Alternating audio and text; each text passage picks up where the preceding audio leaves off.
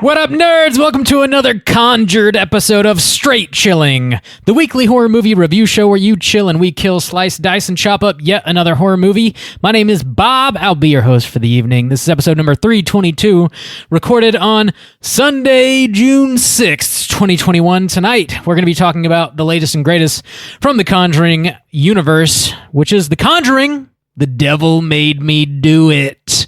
Before we get into it, let me introduce everyone else on the show tonight. First up, calling in from my immediate left, we got our boy Soju. What's up, man? What up? It's your boy. It wasn't me. Stains. It was the goddamn devil. Devil made me do it, did he? Yeah. What up? Just chilling. Was The Conjuring 3 too obvious? Like they couldn't just go with that? Bob, you don't like that title, I don't. do you? I dislike it. The devil made me do it. The goddamn devil. I don't know. Is that spawned from that trial, though? Like that phrase? We all know it. Yes, that is what it is from. Okay. Yeah. So, I mean, it's fair enough. True. Randy is out for this week, and to fill his gigantic void, we needed not one but two guests, and it's been a long time coming.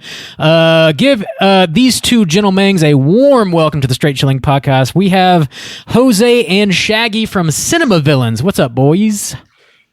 What up, everyone? God damn, it is time, finally. Motherfucker, you would wait till I move out of Florida before you actually invite me on the fucking show. True. I mean, we slept on it way too long. I mean, after knowing this guy for like a year now, I do not blame y'all at all. It's like Zoom meeting's fine. You know, having to drive every week to this guy's house to watch a movie, it's taxing, man. I got more grades, man. I hope that he pays well. I hear you talking about those high-end Funko Pops. Whoa. Let's not. Thanks a lot, guys, for sitting in with us. Real quick before we get started, you have your own show. Why don't you let all the listeners know where they can find your spooky doings? Yes. For those who wondering, I am the splendiferous, spectaculous, magnificent, the one, the only Shaggy Black, and alongside me is Mr. Spooky Jose. Jose, say hi to the people one more time. Hi, everybody. Anyway, he is my tag team partner in life and in horror and in whatever bullshit we decided we want to review. We cover Cinema Villains, our weekly podcast where we watch old movies that we grew up watching, renting from Blockbuster or whatever have you, and seeing if not only A, the movie holds up, but if the villain was worth a shit. You can follow us on the Twitter at cinema_villains. And also, you can follow us on Instagram at cinema_villains. We also have a Teespring. You can look that up at CV, as in Cinema Villains, concession stand. We got merch. We actually got new merch. Go and buy that shit because you got to pay for our alcohol somehow. Other than that, fellas, it is quite a pleasure. I just can I say one split thing real quick? Oh, hell yeah. So we both actually started as fans of Straight Chilling here, and obviously I know Bobby and Soju from previous meetings because I am a part of the 904 Duval County, baby. Yes, sir. Gotta love it. That fucking warms my heart, gentlemen. However, my friend here, Mr. Jose, actually became a bigger fucking Straight Chilling fan than I will ever amount to be. And it's a beautiful thing because I just happened to tell him about it and he just fucking eats your shit up. So this is actually a proud moment for Jose. Say something for the lovely people. Man, thank y'all so much for having me on this show. This is a dream come true. I have officially reached the pinnacle. I'd like to thank my mom and my uncle for getting me into horror movies as a child and preparing me my whole life for this moment. This one moment. It's all led you here, buddy. When me and my girlfriend have a kid, I'm going to be like, this is the second greatest moment of my life because I was on Straight Chilling and that is officially number one. So thank y'all so much. Yeah, it's great to have y'all on, man. I've been listening to your show, really been enjoying it. It's very laid back and conversational, much like what we do here on Straight Chilling. So if y'all are listening to this show and you dig it, go ahead and check out Cinema Villains. It's a similar conversational, friendly vibe. Sounds like you're just chilling out with your buddies talking about movies. Good shit. Absolutely. Good shit. Thank you. Mhm. Yeah. Definitely appreciate it, man. Oh, hell yeah. Hell yeah. Without further ado, let's tack a little bit of housekeeping. We got a brand new poll up on our Patreon website. If y'all support us at the $5 level or above, you get the chance to vote on a movie we're talking about this July. Our theme for July is Hot Blood Summer. And the 3 movies you can vote between are Independence Day, Jaws, and I Know What You Did Last Summer. Bob, how are those numbers looking so far? Looking good. Jaws is in the lead, followed by I Know What You Did Last Summer, and Independence Day is in last place. What? People Independence Day is last? I know. People don't want us to review Independence Day. However, it's probably been a long time coming for Jaws if it does win. Right, I mean, right. come on. Yeah, that is a summer movie. I feel like I can only watch that in the summertime. Yeah. So weird, yeah. Classic 4th of July tale. I guess all of them are in a way. So, Yeah. Cool. Yeah, so make sure you get all your votes in before the end of June, where we'll see what wins and what we'll be talking about this July. In other Patreon news, we have a brand new mini-cast that is available exclusively on Patreon. Soju and I did a mini-cast on Army of the Dead, which is Zack Snyder's latest and greatest, currently on Netflix. You can get that on Patreon. Also, something cool that we haven't mentioned in a couple episodes. If you support us on Patreon, you can get a Patreon-specific RSS feed that allows you to get all of our bonus content dropped straight into your podcatcher of choice, so you don't have to listen to it exclusively on Patreon. You can drop it into iTunes and hear it on iTunes or wherever you listen to your podcast. Super convenient, super cool. Check that shit out. Juice, do you have any YouTube, Twitch stuff going on? Dude, we got all kind of YouTube stuff. Some stuff that dropped last week. 2 things, actually. We had a new Drunk Reactions trailer, reaction review, whatever, of Last Night in Soho. That's the newest from Edgar Wright that's coming out. So we talked about that. Also, it was the first, supposed to be Tuesday of the month, but we pushed it to Thursday because of that other video, which is our top 5 list. This time I did top 5 Saw traps. So inspired by the new Spiral film that came out, continuing on the Saw franchise.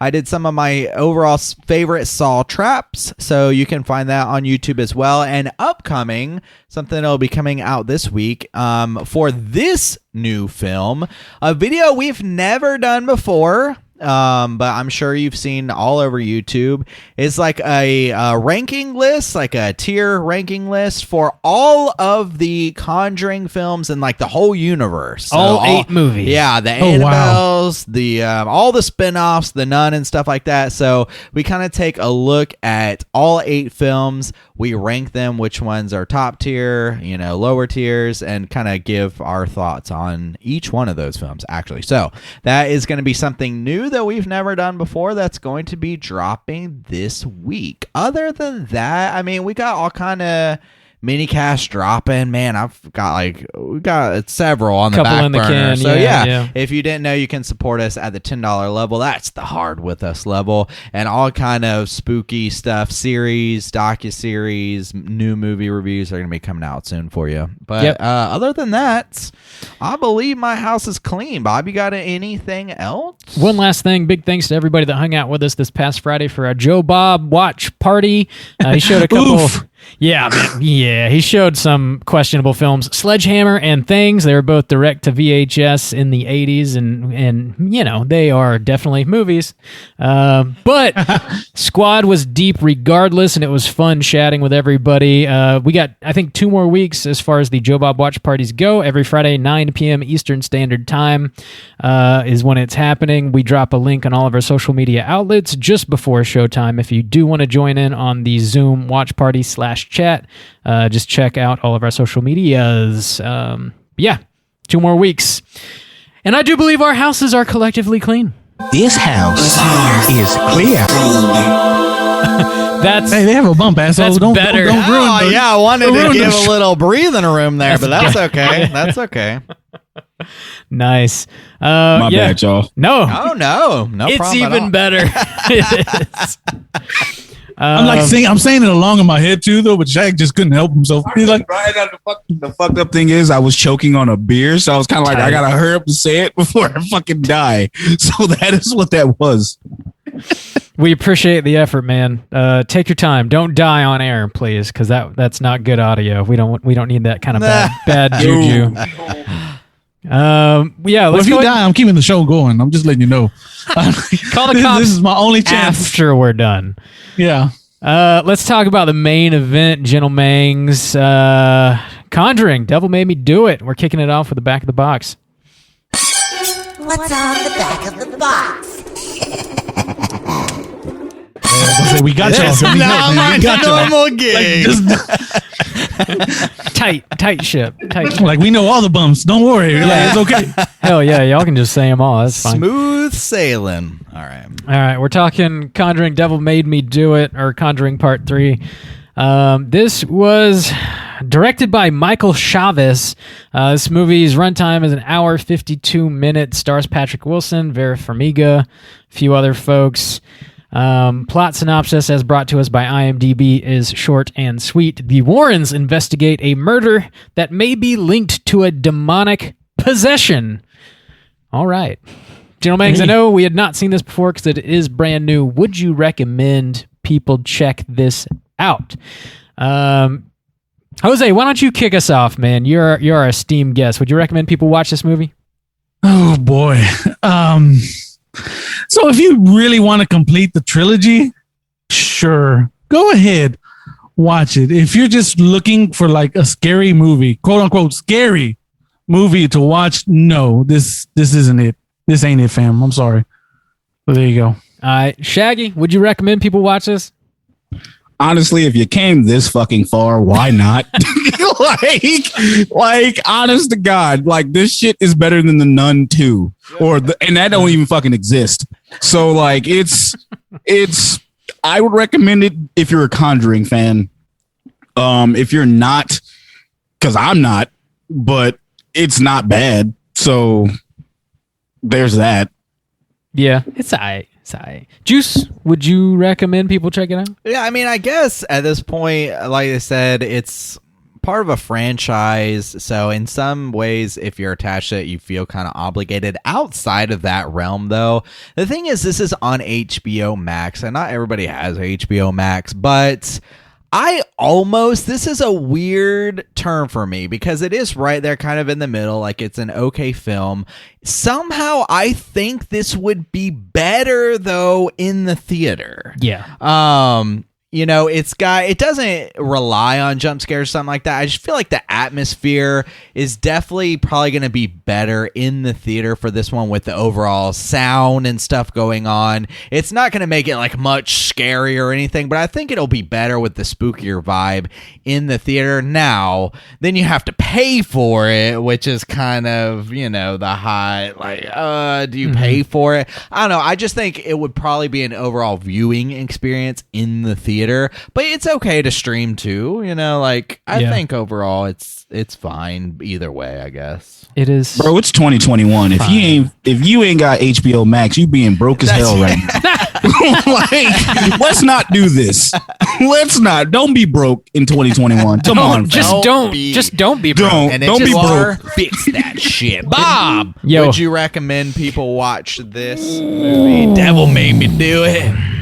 I sort of agree. If you're one of those Conjuring completist, maybe watch it. Yeah, it's not something I'd like run out and watch real quick. But like, if you got the time, slam your eyeballs into it.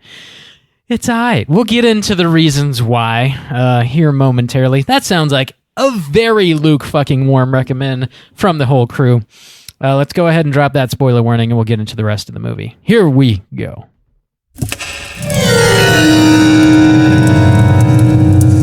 Spoiler warning.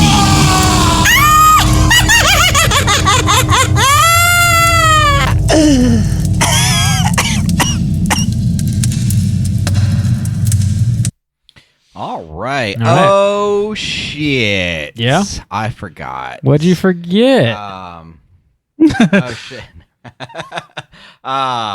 I forgot that Randy left us a recommend for this movie about what he thought of it. Oh, he did? I didn't even know that. He just told you. Oh, Oh yeah. So Randy had some thoughts. I love Shouts ass out to to mouth. man Randy. I love ass to mouth. Randy. So, Wait. Play that again, please. Wait, Randy had this to say. I love ass to mouth. Oh, thank Gotcha. you, Randy. Okay. so he didn't actually give us a review. I was about to say, what the fuck? He didn't send that shit to me. All right. He does factually love ass to mouth, as you just heard him say. There you go. So thank It's God. on. It's on film. It's in the internet. It's got to be true. Thank God for that. It is true. has to be true. It asked to be true. Asked to be. Yeah, I got the full plot synopsis here. I'll blast through it real quick. I'll elaborate on what IMDb provided us with. So we got our Ed and Lorraine Warren returning for The Conjuring Part 3. They are overseeing an exorcism of a little boy by the name of David Glatzel. It doesn't go quite so well at the beginning of this movie here. David's older sister, she's got a boyfriend along for the ride. His name is Arnie. Arnie ends up telling the demon to leave the boy alone and just take him instead. So the demon transfers bodies and causes Arnie to eventually murder one of his friends. As the Warrens continue investigating the case, they find there is a master Satanist at the core of the mystery. They use the help of an older, retired priest who studied the Ram cult back in the day. He helps them translate some passages and eventually tells them he raised a daughter in secret because he's a priest, not supposed to be having sex or anything like that. Turns out he had some sex, had a daughter. His daughter eventually became obsessed with the occult, and she just so happens to be living in the tunnels beneath the house. Turns out she's the one who cursed the Glatzel family, as well as the Warrens. Ed and Lorraine eventually come to blows with this master Satanist. They destroy her altar with a sledgehammer, which breaks her several curses, and the demon she made a pact with then takes her soul to hell instead. That's the long and short of this movie. Let's go ahead and get into it. I don't know, like something about this movie that strikes me as kind of off-putting, I guess, is the fact that it's like it is a possession movie, but there's not like outright hauntings, I guess. Like they do an exorcism, but the boy is only like momentarily possessed regardless. As we come to find out, like the master Satanist conjures these demons forth and they momentarily possess people, but then the demon vacates. Like the demon's not really there on their own volition because they want that soul. Like the Satanist sort of like calls them to fruition. So it doesn't have that normal like consistently eerie, haunting, spooky vibe that The Conjuring 1 and 2 have that like really makes you sit at the edge of your seat and like I don't know, actually like jump out of your skin when these like scares are like crafted and eventually happen. This movie just doesn't have the scares for me. It's more of like a procedural type CSI kind of vibe, I guess. Yes. And I don't really dig that quite as much. Well, and that's something different for this movie. And each one, if you go back and look, kind of try to take a different approach or maybe a different kind of vibe. This one, I was kind of saying earlier before the cast that in a way, like a weaker way, it's not as good quality wise, but I kept thinking of something like True Detective, where this focuses not as much as I'd like, honestly, on the legal aspects, like, oh, you have to claim innocence based on demon possession or demonic possession. And so because of that, the Warrens are so dedicated to helping this kid and also in a way kind of proving their overall craft, like what validating their life's work in a way. Yeah. And so because of that, it's more of them like investigating things, which sometimes leads to a spooky atmosphere situation. But yeah, it's not like an edge of your seat type of situation. It's more of a, I don't know, like investigative type of thing. I don't know. It was different. I could see it's hard because it's like you go into a Conjuring movie with these expectations of, oh shit, yeah, you do. Yeah. I'm gonna be on the edge of my seat, and when it's not that, it's like, well, is that the fault of the movie? I don't know. Yeah, I don't know. What do y'all think? How does this stack up to the first two? I hate to like just outright compare them, but you kind of have to, you know. You know what? Because I was definitely going to pass it to Jose, but I'm like definitely eating nachos and trying to get that shit out of my mouth. Tight. I saw a tweet that I 100% agree with. Mm-hmm. All of the Conjuring movies are mid. Oh. And what I mean by mid is like they are enjoyable, mm-hmm. but they're not as good. Mm-hmm. This one was like, okay, the second one was better. This one's not so much. This fucking felt like an entire Scooby-Doo episode. Like, and there's nothing wrong with that, but it just felt like meh. Yeah, at one point I literally looked at Shag when we were watching the movie, and I was like, so is this an exorcism movie or is this like a court drama? Yeah. Like, what is going on with this movie? Like pick a lane. Like, they're not doing it. Like, I didn't understand that. I was like, wait, I mean, I guess they blew their exorcism wad in the beginning. Yeah. And then they just like, oh, we just got to prove this guy is not really innocent, but kind of innocent. I didn't understand it. Yeah. That shit didn't like, the problem with that shit is I didn't care. Like after he left the screen, you know what I'm saying? And then you try to bring it back to the little brother. And then like you only have him in the movie for maybe a whole whopping 10 minutes. And it's not even, well, okay, I take that back 15 minutes because the beginning is a little longer. And then then he comes back with the waterbed scene and it's a wrap. But but the funny thing is every time I was intrigued is when there was demonic shit going on. Yeah, I feel you. I forgot about that fucking waterbed scare for a moment, man. That shit was like kind of funny. Like it did not. The face. What got me was like when you see the face inside the waterbed, and it's just like very obviously like somebody's face, and they sort of like made it 30% opaque or whatever, and just like slapped it on the waterbed next to the kid. Absolutely. And it looks pretty bad, man. It didn't get me. Now on the flip side, for me, a scene I thought was really good, and how they probably should have carried it out more, in my opinion, was the scene where she goes under the house and she finds the totem. Yeah. Now, so that was kind of the investigation part that I was like, man, I feel like we should have more scenes like this. Now, I felt like that was a little bit of a letdown on the payoff end, but I like the scene build up to it, like her going under there, the rats finding this totem, and I felt like we could have had a little bit more. We get kind of one more where a few more, I guess, where she goes through the woods and she's using her kind of sight to see kind of how another murder played out. See, I kind of like that different take on it because at this point, man, I mean, the 8th film in a franchise, and even within just the trilogy itself, we've seen these scares, and they can't just give us the same thing because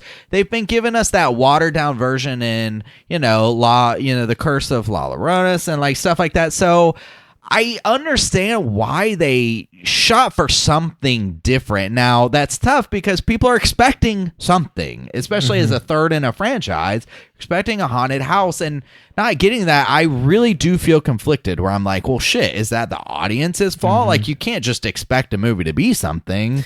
They do kind of like try to cram in everything that you would expect from a normal Conjuring movie in the first like 10-15 minutes. Like, okay, there's everything you wanted. Now here's like another hour and a half of like something kind of new. And as a matter of like whether or not you think it's effective, it's a matter of opinion, I guess. But it just it lacked some of that emotional heart. Like I think the Warrens, like you still feel their relationship and their vibe, and they drop some breadcrumbs like with the flashbacks to the meeting and like hanging out underneath the gazebo, and then he buys the gazebo at the end, and she like carries around his heart pills because like we've got Ed Warren in this movie suffers a heart attack at the very beginning, which is like true to life. Like Warren, the devil makes him like he gives him a heart attack, right? Well, not the devil, whatever demon. It's the goddamn demon of the week. Yeah. A heart attack. Yeah, he's like in bad health throughout the course of this movie. But there were some inconsistencies with that where like he can barely jog through the woods after his wife, but he can lift her full body weight up off a cliff, no problem. Like, I don't know. It's. I guess that's really neither here nor there. Anybody else disappointed that his staff wasn't like a sword? Like I'm dead. Yeah. Like, dog, I'm dead ass serious. I seen him carrying that shit, and I'm like, fam, why isn't that bitch a cross? Like, you know, but like, come on, fam, come on, dog, like. Just hit the motherfucker. You see demons and shit. That shit would just be mighty fucking useful if you just like the power of Christ compels you and you fucking walking forward. It's just little shit like that, man. That's true. Yeah. This is something that, like, from this film, because it's easy to compare this to other Conjuring films, and then you also have to consider the universe as well, just because they forced our hand. Yeah. Now, and so that's where I kind of go back and forth, because where I'd say, actually, to be fair, I would put this probably at the low end of the trilogy, but in my opinion, in the whole franchise, this is sitting, midway towards the top, at least. It's better than a lot of the spinoffs, and so you kind of go back and forth. One thing I liked about this one is they didn't try to cram a ton of villains in like they have before. It didn't feel like they were trying to sell me yet another spinoff. There was no Crooked Mang, Old Mang, in the corner. It was like there was this witch, Satanist, whatever, and like she was the driving force, and she had like minions or tools that she used to inflict pain on them, and there was like a demon, but I never felt like I was being sold something else. I felt like this is a self-contained movie, and I appreciated that. However, like on the flip side of that, double side of the coin, is I found that woman very underwhelming, and I couldn't quite understand her motivations. Yeah, they explicitly say that Satanists they lack motivation. I guess they just are who they are. They're just agents of chaos. They do whatever. Which is a crock of shit, by the way. Yeah. Right. Yeah. So, go ahead. So go ahead. I was just gonna say I found that part weak. I was like, why did she pick these kids? And also they give an explanation. There's like, it has to be 3. It was like the innocent, it's a murder, the suicide, lover, and the man of God. And I was like, well, that doesn't track, because originally it was supposed to be the kid. So she had no idea that this teenager would invite the demon into him, which would change the whole dynamic, which doesn't even fucking make sense for the curse itself. She knew with her devil powers. They're like, oh, this teenager's going to step in. Watch. Clockwork. Yes, it worked. My plan is good. What was her plan? Fam, I could not tell you what her plan was. Like, honest to God, like it made... Because with Soju explaining it, I'm like, well, who the fuck did the kid love? His brother? Like the lover, I say, hey, man, that's kind of inappropriate. Super sus. But like, what are we like? What I understand saying there's no motive. Oh, they don't have any motive. That's a crock of shit. Like, what? So you're gonna pick random folks? And like, how do you know the dude has a girlfriend? How do you know How do you know this shit, man? Are you doing your homework? She has her master's in Satanism. She's a master Satanist. She knows apparently everything. So.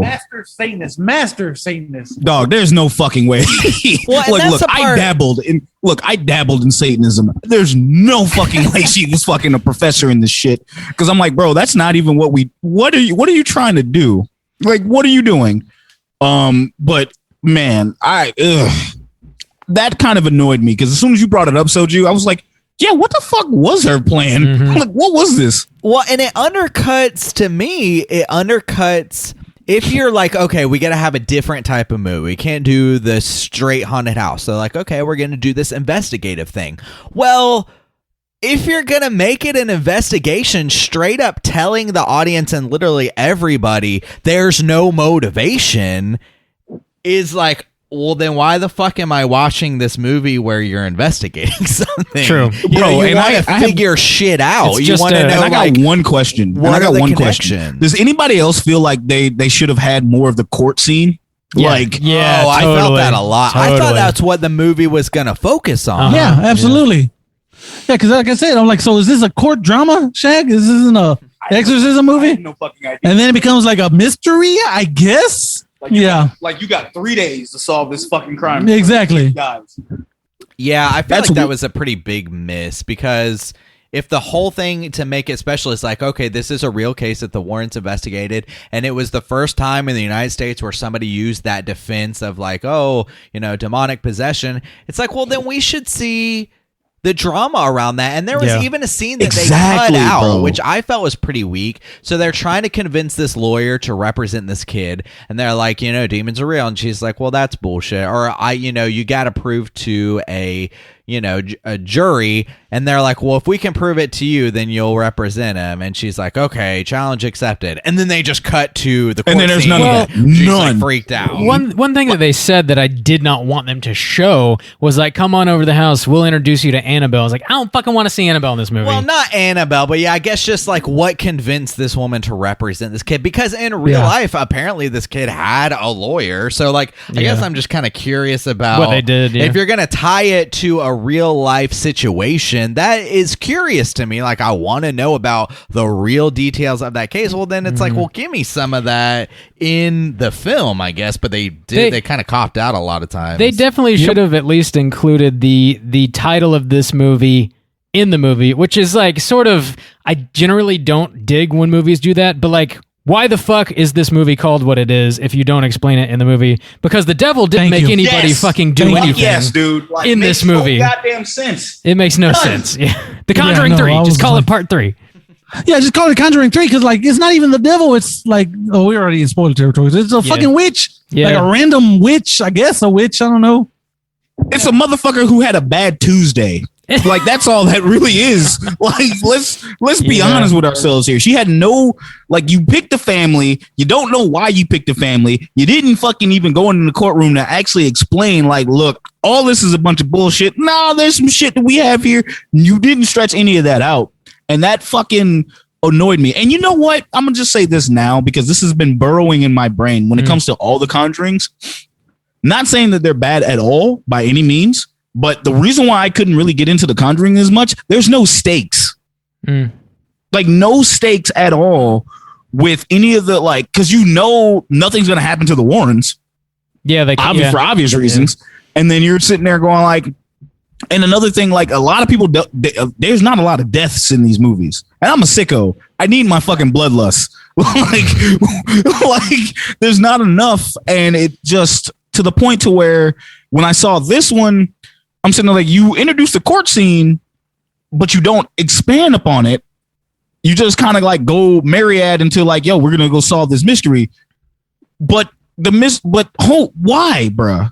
And then we solve like another mystery in the middle of the movie. Yeah. It's like, hey, here's this little girl who got killed in the woods. Fucking blue. Yeah. I was like, I straight up looked at Shag. I was like, wait, hold on. What did I miss? I felt like I missed something because now we're at a completely different town with completely different people. Like, wait, what? They set that whole like subplot up with like a 3-second scene, which is just a phone call. And if you were not paying close fucking attention, you can miss that and be like, what movie am I watching? Yeah, that's exactly what happened. I was like, wait, what? Yeah, I almost told Shaq to rewind. Like, did I miss something? I did important? rewind it because I missed it too. Yeah. Is it the conversation where they're like, the guy who works for them is like, oh, I got a hit on this totem? Is that what you're talking about? Fuck, I don't even remember the setup. They're like talking to hey, I got a hit on like another police office. Yeah, that must be it. Yeah, they're like researcher partner they or whatever. sent out pictures of the totem. So I will say those are two things that you guys just touched on, which I personally liked in the film in their aspects. I felt like they should have drove them home more because I thought they were aspects that made this film distinct that I personally wanted more from. And it almost kind of like you said before, like pick a lane. I wish they would have explored these things more and instead of trying to include all the things that maybe everybody expects. So the two things were the stakes. One thing that made this interesting for me was I felt bad for the kid the guy, Arnie, who accepted the demon into him because, like, if you can relate, like, oh my God, okay, this guy, he's looking out for his girlfriend's little kid who he cares about. He cares for this family. He's a good guy. You know, he really is just trying to do what's best. And he's put in this situation that seems fucking crazy. So, like, it kind of put me in that situation. Like, what if I was fucking possessed by a demon and accidentally killed somebody?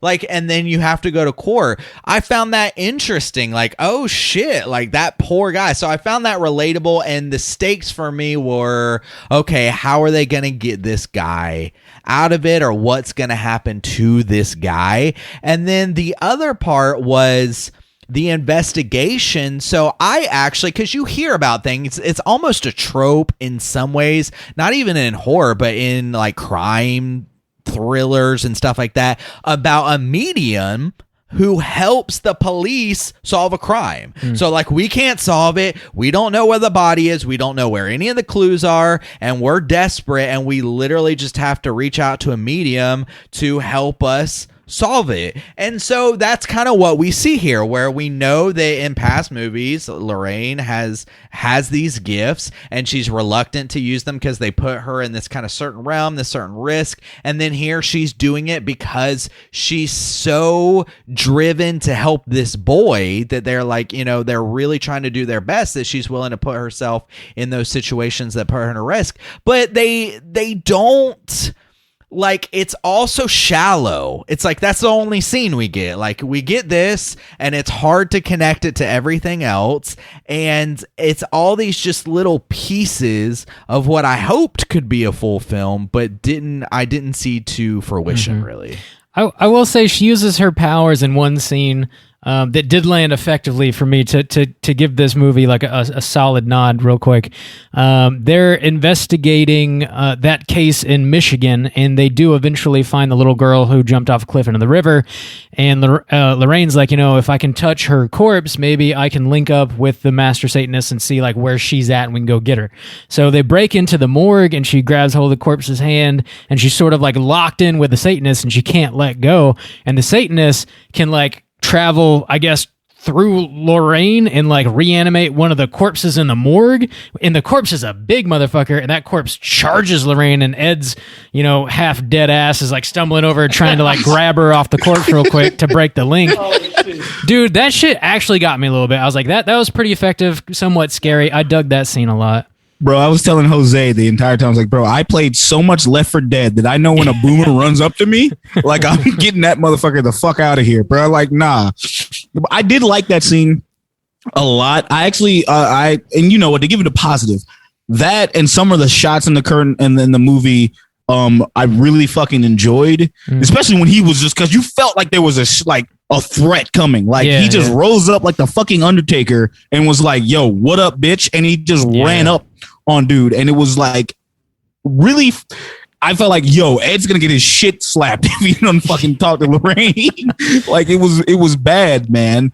And one other thing I want to mention, especially with this thing in Michigan, and I bring it up on our show a lot because my dad, God rest his soul, was a Jacksonville sheriff's, worked for the Jacksonville Sheriff's Office. He was a detective for years. And I'm like, one thing he always taught me was,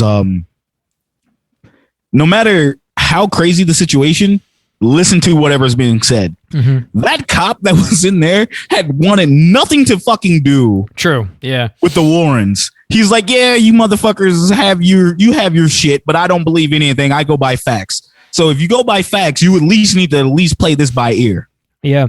Like, I hate when they do that in movies, and only for them is like, yo, only for him to sit there and go like, you know, we did this shit twice, and it was a bitch to do it the third time, and yet y'all found the body. Yeah. I appreciate you. That's like a bit of a worn out trope in horror movies, action movies, murder mysteries. Like, it's the hard-boiled cop that like doesn't fuck around with any of this hocus pocus mumbo jumbo, you know, which that shit's kind of played out. I did like how this movie turns that on its head a little bit in a comedic way, where Lorraine is, the cop is like, pick which knife is the true murder weapon, and she does.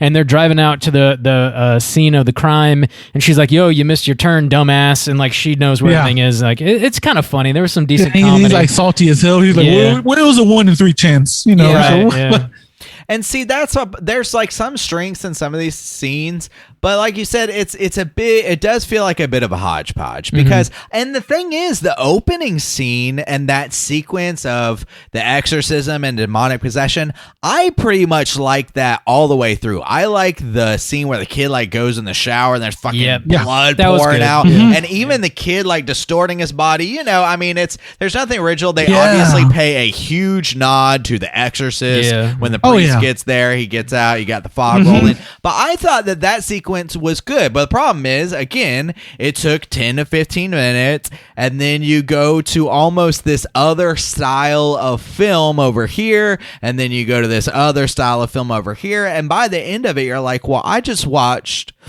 like 5 pieces of different films that they tried to kind of piece together because it felt like they were obligated to pay like tribute to the original Conjurings, and then it felt like they were obligated to do something different and something new, and like couldn't quite land on like exactly which way to take that. And so by the end of it, it all feels a little watered down because you had to make room for each one of these pieces. I vibe with you on that. And at the end of the day, the thing that makes this movie ultimately not scary is that the villain is a frail ass woman. Like, I'm not shitting on ladies or anything, but she's like super gaunt and not imposing. Because Shaggy literally asked me, like, how is Lorraine struggling against this woman? Bro, like, are you fucking serious? Like, yo, she looks like she weighs about a solid 65 pounds soaking wet. Fam, what are we doing? I was like, yo, she got devil power though, dog. She's powered up. Master. Then I'm sitting there saying, like, she's got the power of Christ. Like, there's no way. That fucking reminds me, like, yo, we were talking about like The Exorcist and everything else. Is like, yo, I feel as though like all these priest motherfuckers were like weak sauce. And it's like, yo, I feel as though you had to get like a level 10. What do you fucking say? As a level 10 experienced priest to just throw. Hell yeah. No, I understand this. Watch this. Like, power of Christ, blah, blah, blah. The fucking demon would have been gone. But you got rookies. That's what happens when you hire rookies. That's true. You get what you pay for, motherfucker. Yeah. Well, and even the scene, okay, so there's one scene where the kid, he's actually in the prison, and at this point they think he's suicidal because he tried to kill himself. So he's in there, and it's like midnight, and the priest is in there, and the girlfriend's in there. I was like, well, the prison's not going to let this girl just chill in the prison all day with this guy. And then also, it's the priest who's just assigned to the prison, and he's in there willing to give an exorcism, one. And then he's also, like, I guess I can do it. Yeah, and also this fucking dude's flying through the air, and there's guards there. He's monitored. He's being fucking watched. If nothing else, they should have been like, here, courtroom, here's the fucking video of this motherfucker flying around in the prison. Yeah, that's a good point, man. Exactly. One thing I fucking loved and immediately hated was that scene where I guess was the big scene where like he kills old boy. They have this weird like everything is shot beautifully. Like the room turns red. Yeah. I was like, yo, this is amazing. And then all of a sudden they just cut the black. I was like, God damn it, Shag. You know what's gonna happen? Some motherfucker's gonna come out crawling to do a jump scare. Yeah, that's what's gonna happen. And sure enough, I was like, God damn it, y'all had something good and you fucked it up. I'm like, shit. It could have been a solid, meaningful sequence. Honestly, like, that's the point of no return in the movie. It should have carried a lot of weight. The murder that sends him to jail, that's like the whole reason we're here, right? To get him out of jail. Exactly. And, they kind of shit the bed on it. And I was like, fuck. Yeah. Shouts out to Bruno, who was the person who got murdered. My man was just drunk, trying to enjoy his life. Just trying to get his dance on. Trying to dance to Eddie Money. Oh yeah, fuck. I told Shaq, I'm like, I don't know if I can get this movie lower than a 4 because Eddie Money is on the soundtrack. Shit. I was like, oh no. Automatic 4 stars. They got me. Shit. Like touche, WB, touche. The WB. Shit. Man, that's been an ongoing topic on this podcast here and on our Slack channel, man, is like talking about all these Warner Brother titles that are going straight to HBO Max and like how they've all been Oh boy, Shaq, you debatably missed the ass. Mortal Kombat discussion. God Yeah. damn. Dude. Yeah. Mortal Kombat discussion was hot. Would you dig it, Shaggy, real quick? Yay or nay? Nah, so Jose is a part of your so Jose is Yeah, actually like a card carrying member Yeah. of the discussion boards and everything else. Me, I'm just like I support from like afar, but then again, like I'm like, hey, because my whole thing is if I do this shit with Shortbox, I can't do this shit with y'all. I feel But no, it's out of love. But he told me that, and I'm kind of like, if I'd have been in that fucking room, I'd have been fucking. Actually, no, you did mention that. And I'm like, yeah, I'd have fucking been sitting there trying to defend this stupid ass movie. But at the same time, going like, yo, it's not like, dog, I agree with y'all, but on some other shit, this is not bad. Just like with this one, it's like, I agree with everything, but it's like, it's still kind of sort of enjoyable. Yeah. I will say HBO Max helped this movie a lot. Because if I'd have seen this movie in theaters, I'd kind of been mad. Kind of been mad. Kind of. Just a little bit. Yeah. I'm glad I watched it at home. I will say, like, the immersive experience of the movie theater would enhance. Like, this movie's not very scary, but it would have felt a little more scary if you're like I in might a have paid big, more attention to big it. loud that's the thing. theater. You know, like there's something to it. You know, you feel your seat rumbling. No, yeah, absolutely. It would have been a little more effective, but still, like, I'm not mad that I just got to sit on my fucking couch and watch it. You know, that's fine. Exactly. Yeah. Oh, no, I'm definitely there with you. Because, like, first off, I'm not finna spend no money on the Conjuring because that shit's just gonna piss me off. Like, I'll wait. Like I was telling Jose, I was sitting there going like, man, if I got a date that wants to see the Conjuring, I guess I'm fucking seeing the Conjuring. Yeah, but she's like, I'm not paying. gonna say no. She praying. Like, bro, I'm not gonna say no. I'm like, you picking shit out. I'm like, why not? I'm like, but like, real shit, like, yo, because if I'm gonna see this shit on my own, I'll say I'm gonna see this shit for free. Like, that's the only way I'm gonna do it. Yeah. But I say that because I actually kind of enjoyed The Conjuring in parts. I have my recommendations and I have my there's the flaws, especially in the movie. But like, I say I enjoy myself? I was like, it was kind of an adult Scooby-Doo show. So I'm like, all right, this is not bad. I've seen worse this year. I've seen worse this month, to be honest. I will say though, so this movie, if you boil it down, what it's really trying to do, it's mostly like a whodunit, like a murder mystery. Who is the master Satanist? Who's behind all this? We do find out eventually who it is, and the villain is not super imposing, but the way that we find out who it is and like how she is really just like waters down the whole fucking story. It's the worst part of the movie, man. Like, so the Warrens seek out this other priest figure who is like since retired because he's seen some shit, you know, he got too close or whatever with like this ram cult that we never learn anything from. So like the priest helps him like translate some passages and whatnot. We're like, okay, this guy's seasoned or whatever. They're just leaning on him. Come to find out that like the bad master Satanist is just so happens to be his daughter, and she just so happens to be working out of the tunnels that just so happen to be underneath his house. Like, it's just all way too fucking convenient, man. Now, here's the problem, and it's hard because, to be fair, I didn't do my due diligence, and I didn't actually research this trial or this situation and say like what are they indulging in. Probably that there's a witch and stuff like that anyways, so I feel like they tie themselves a little bit to that, and that might be to their detriment. Because one thing here's what I thought. I had this moment where I thought I was like clever as shit, and I was like, oh fuck. So when they first go to that guy's house, they don't touch his hand.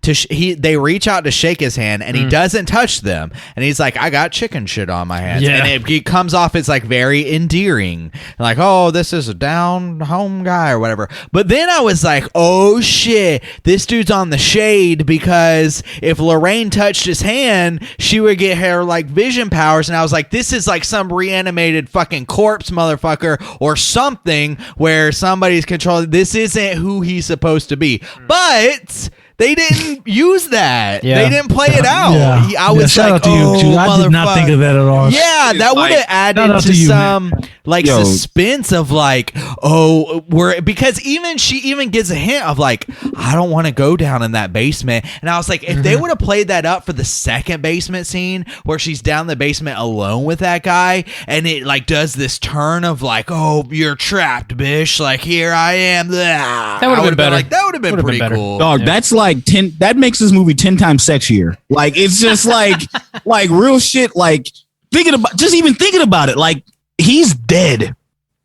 And his daughter fucking maybe had killed him ahead of time, but she's pulling the fucking strings like a goddamn puppet master. Oh yeah. And he's like, nope, not going to touch your hand because I know better. I mean, I got chicken shit on my hands. I'm sorry. Yeah.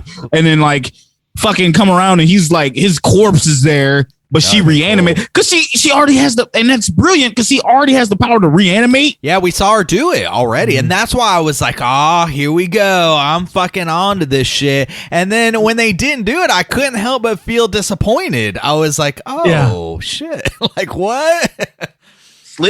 Slitting that guy's throat and shit. And I'm just like, all right, man, I guess. I mean, do what you do.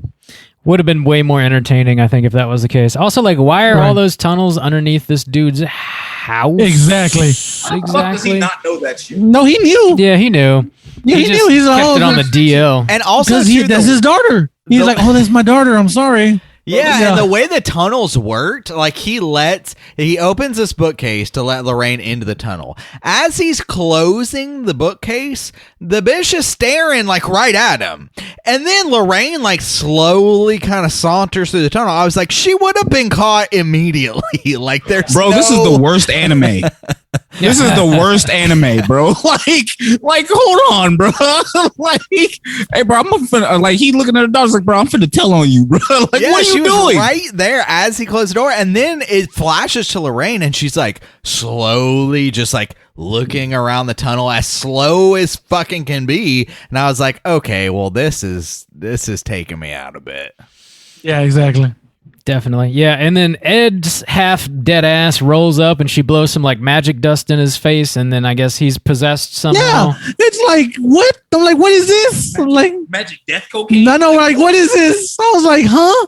Yeah, why And he's wouldn't just swinging she the hammer, chasing her around. Was that supposed to be a Shining reference? Triple H? Kind of, yeah. Right. He had a sledgehammer, and luckily that is literally all you could use to destroy the fucking altar with. Like that. So Yeah, he because just I was so like, happened to even have I was it. like, Shaq, why doesn't she just lead him to the altar and just have him bash the altar? Yeah. Like, you know what I'm saying? It's like, shit.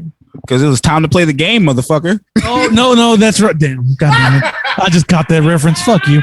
Anyway, no, because we have to show that in the end, the power of love prevails over all things. True. I was like, God damn it. Not Christ, love. Yeah. Just love. The power of love compels you. Honestly, like, I was down with that. It's cheesy, but like, we've been following these characters for 3 movies and they're still like crazy about each other. And I was like, I vibe with that. That's fine. I vibe with that more than just about anything else in the movie. Yeah, that's true. Because really, the only thing to me, the big thing that separates these movies kind of from all these other spinoffs is I don't give a fuck about any of those characters that are just red shirts, anyways. So I'm like, okay, these were real people that were really married and they really investigated like hundreds or thousands of cases over their lives. So I'm like, I will say, touching on this theme, one of my favorite scenes that really kind of took me into this life was after they got done doing all this crazy exorcism shit and like things seem really down and like sorrowful, and their friend is like in jail, this poor kid, and all this terrible shit's happened. They have this one scene where they're just in their house and she's got like some flowers and she takes them to, you know, the sink and is filling them up with water. And he's like just researching books. And I was like, that's their life. Yeah. You know, like, even like if you just experience, you got to go out and do the job of like, oh, this fucking exorcism. But when you come home, you love your wife, you love your husband, you live life, and you're not just depressed as shit or living like in the gutter or whatever. Like, you still live regular life. And I kind of like that scene. Yeah. And it really is what makes these movies have some sort of extra, you know, like, why the fuck should I care? Who the fuck should I care about? And it's these people and their they did live and they were married, and like, what does that look like? What does it look like when your marriage is based around exorcising demons? You know, like that's kind of what it looks like. I like it. I don't know. I dig on it. Yeah. No, yeah, absolutely. I feel you. It's not like super exciting, but it is like at the end of the day the general heart of this whole trilogy, Right. and you know I dig that. One thing I will ask y'all, there was nothing connected to the spin-offs in this movie, right? Because I looked at Shaq, because when they first introduced that priest, I looked at Shaq and I'm like, please don't tell me this is like, oh, you had to watch La Llorona to get this reference. I was like, oh no. It is, and that's the problem. That's a problem with that this movie has, where it feels obligated to tie into a franchise. It feels obligated to do something new. It feels obligated to wrap up a trilogy. That guy, he is supposed to be the priest who's in Annabelle and who's in The Curse of La Llorona. The problem is, oh no. What's that? You broke Shaq. Because I was like, please, because I didn't watch Annabelle 3. Yeah. And I haven't watched La Llorona because I was like, so I'm like, please don't tell me they're bringing someone in for this. It was, yeah. Hey, you know, I was in hey, remember that movie you never saw? Yeah. Well, it doesn't matter. It's got something to do It with doesn't. To be fair, matter. it's the weakest. Even that movie, like at first they advertised it as not being a part of the franchise, and literally the only thing that tied it in was that priest. The problem is it's not even the same actor. So like you really have to fucking know and pay attention. And the only reason I knew is because the two movies that I like couldn't remember anything about or I hadn't seen was those two movies that he's in, Annabelle and The Curse of La Llorona. And like I was just like, okay, I literally just saw this, and this is the only reason I know, because it's a different actor. Nice. He's supposed to be aged. He's older, and other than that, like it doesn't fucking matter. Okay, because I was like, shit. I was like, oh no, please don't tell me, hey man, if you watch La Llorona, you get this way more better. I'm like, god damn it, guys, don't do this. You missed It's like nothing. It's like Avengers Endgame. Hey, do you remember Thor 2? No. Yeah. Well, we're going back. Fuck. It added nothing like to the emotional impact, or it literally was just a way to say like, see, all of these things are connected. It doesn't matter at all. Cool. Yeah, I think it's about time to rate this thing. Let's go ahead and do it. We're gonna rate it out of 5 like we always do. If you have any last points, go ahead and throw them in here at the end. Jose, why don't you kick us off, buddy? Out of 5, how are you feeling about The Conjuring? The Devil Made Me Do It. Yeah, so like I said, there was some stuff that worked in this movie. Like I said, there were some shots, even though they were ruined immediately. Like I said, I didn't like the fact that like I was like, choose your lane, man. You either want to be an exorcist movie, a haunted house movie, or like some crime drama, some CSI shit. And it didn't do that. There were still some good scenes, like you said, like the deadites come. I'll call them deadites. I don't know what they are. Yeah, I'm down. Coming back to life and some shit like that. All in all, I think this is a down the middle movie. Goddamn, Shaq, you shouldn't have gave me this beer. Holy shit. Anyway, but I'm just gonna go down the middle. This is a 2.5. That's what I'm giving it. Yeah, for me personally. Right on. Like I said, it's the weakest of all the Conjurings. Yeah. Better than The Nun, goddamn, because that movie pissed me off. Goddamn. Like I said, but yeah, like I said, 2.5. Yeah, that's what I'm rolling with.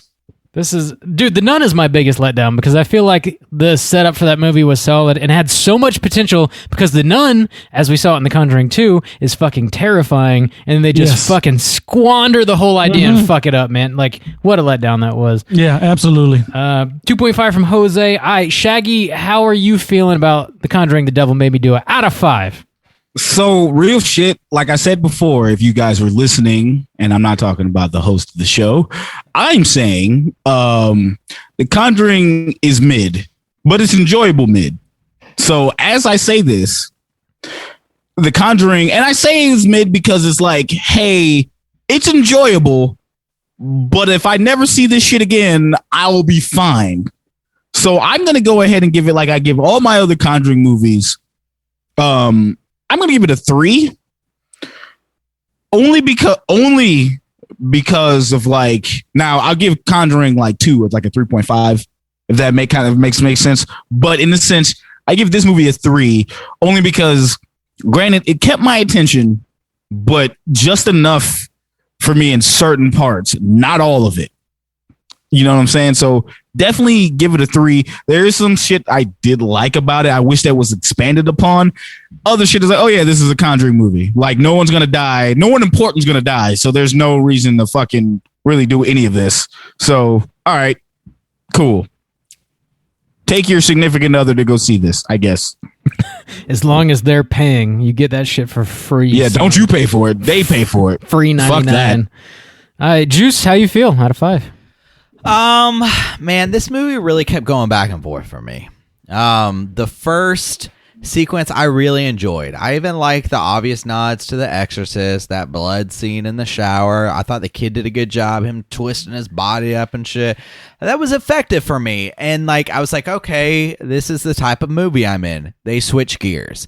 I thought that they really copped out on the murder scene. And then again, they copped out on the lawyer scene and the jury, you know, the whole just the courtroom in general. They copped out. Then I was like, oh, they're investigating this. And I was kind of into her helping the cops and reenacting that shit and also finding the totem under the house. Those were all scenes that I liked.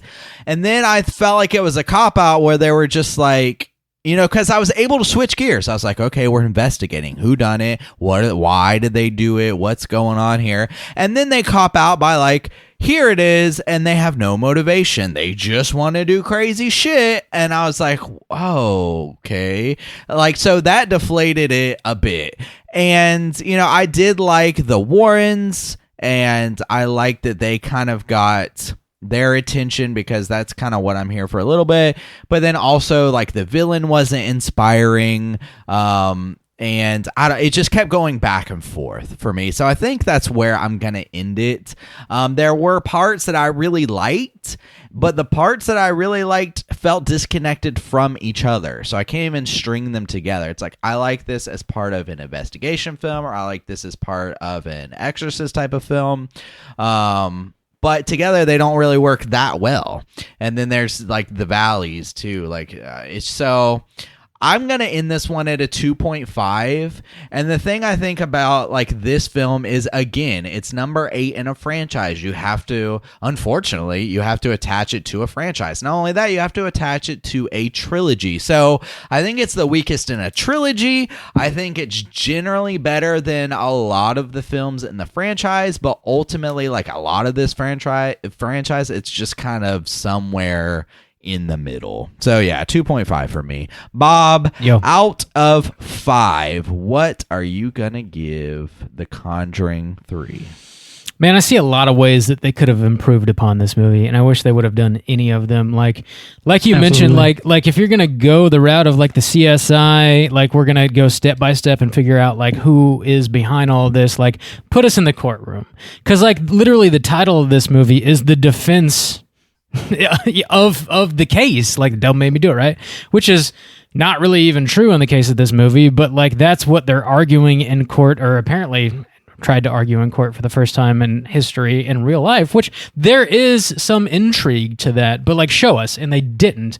The only reason that we're able to connect the title to this movie at all is because there's like a mid-credit sequence where they show like the real life Warrens being interviewed, and the guys interviewing them is like, well, what is that going to do to the American justice system if you can just turn around and say like, well, the devil made me do it? And they're like, okay.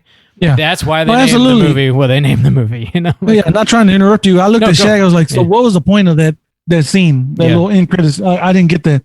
Like, why was that the most important? Like, why was that the most interesting thing about the movie? Like 100%. Like that made no goddamn sense on how like that was the most interesting thing about the movie. Like, just what? Also, dude looked like a fucking serial killer off the top. So like the dude, like what was his name?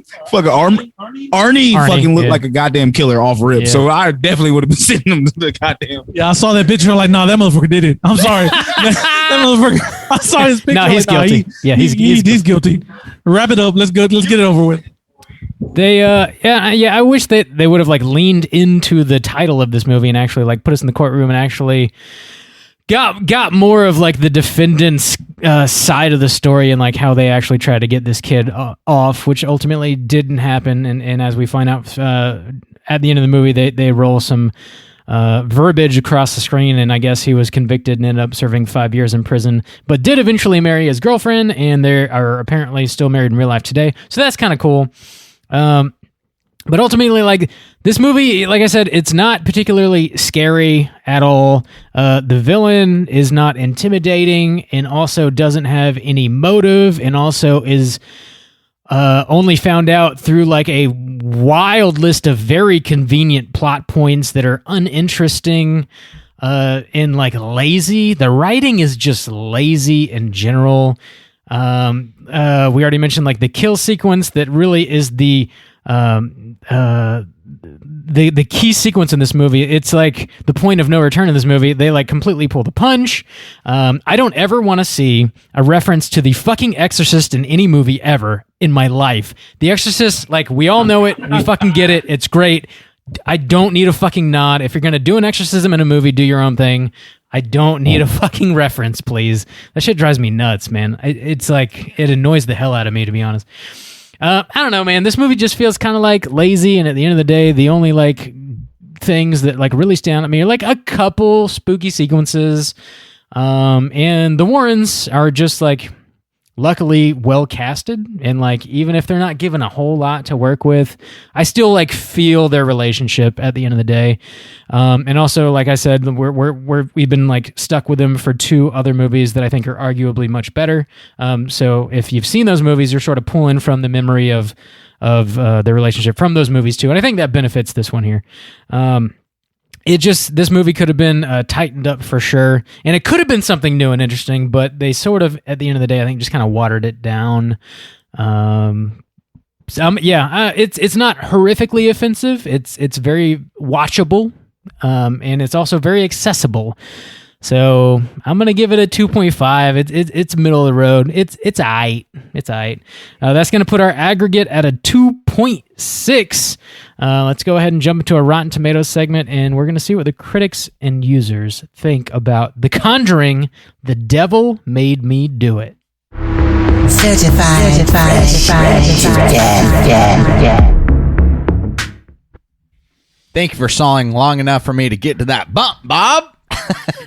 No problem, buddy. Really stretching out that title. I appreciate that. That's fucking teamwork right there. It would have been. Yeah. It would have jumped from teamwork to professionalism if you just didn't comment on it. Nobody would know. Give you props.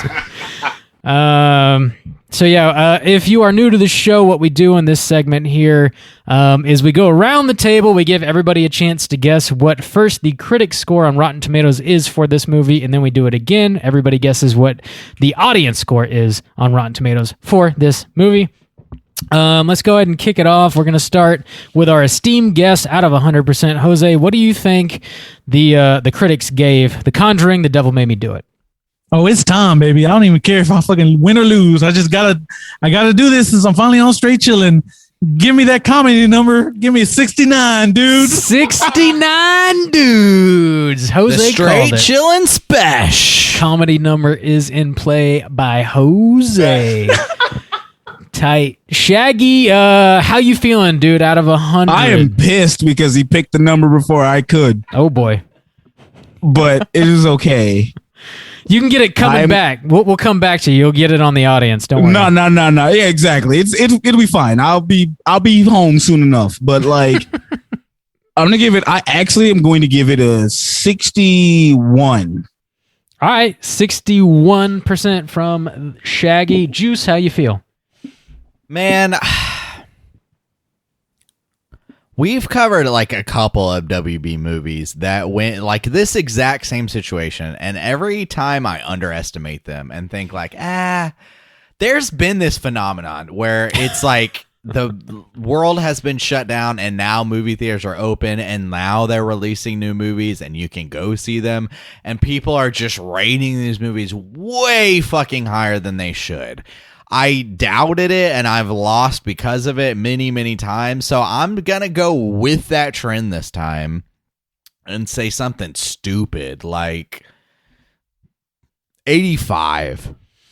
85% from Soju.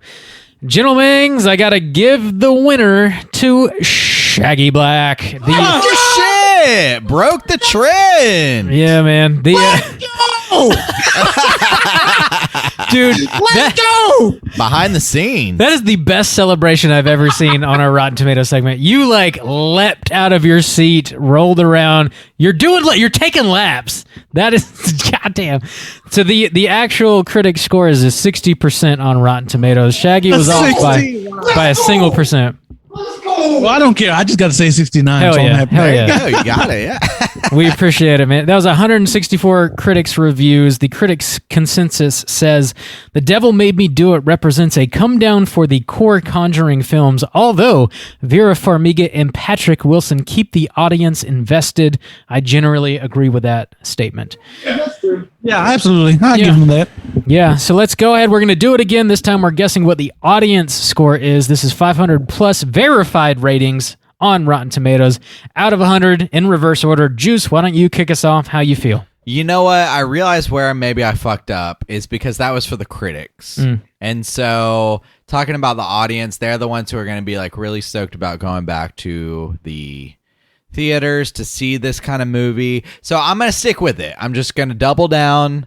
I'm going to say 85. I'm going to say this is going to be the obscenely high end because people are excited about getting new movies again and going back to the theater. So 85 again. 85 from Juice. Shaggy, how you feel out of 100? Okay, so many people I've seen talk about this movie who love these fucking Conjuring movies are not saying they enjoy this one. So however, still saying they're not saying it's bad though. I'm going to say about maybe 68%.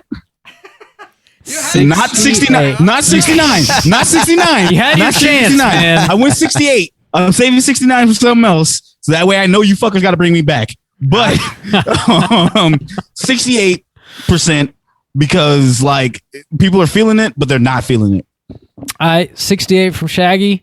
Jose, how you feel? Damn it, man. I'm tempted to do 69 again just because I'm on the show and do it. But no, I would do it.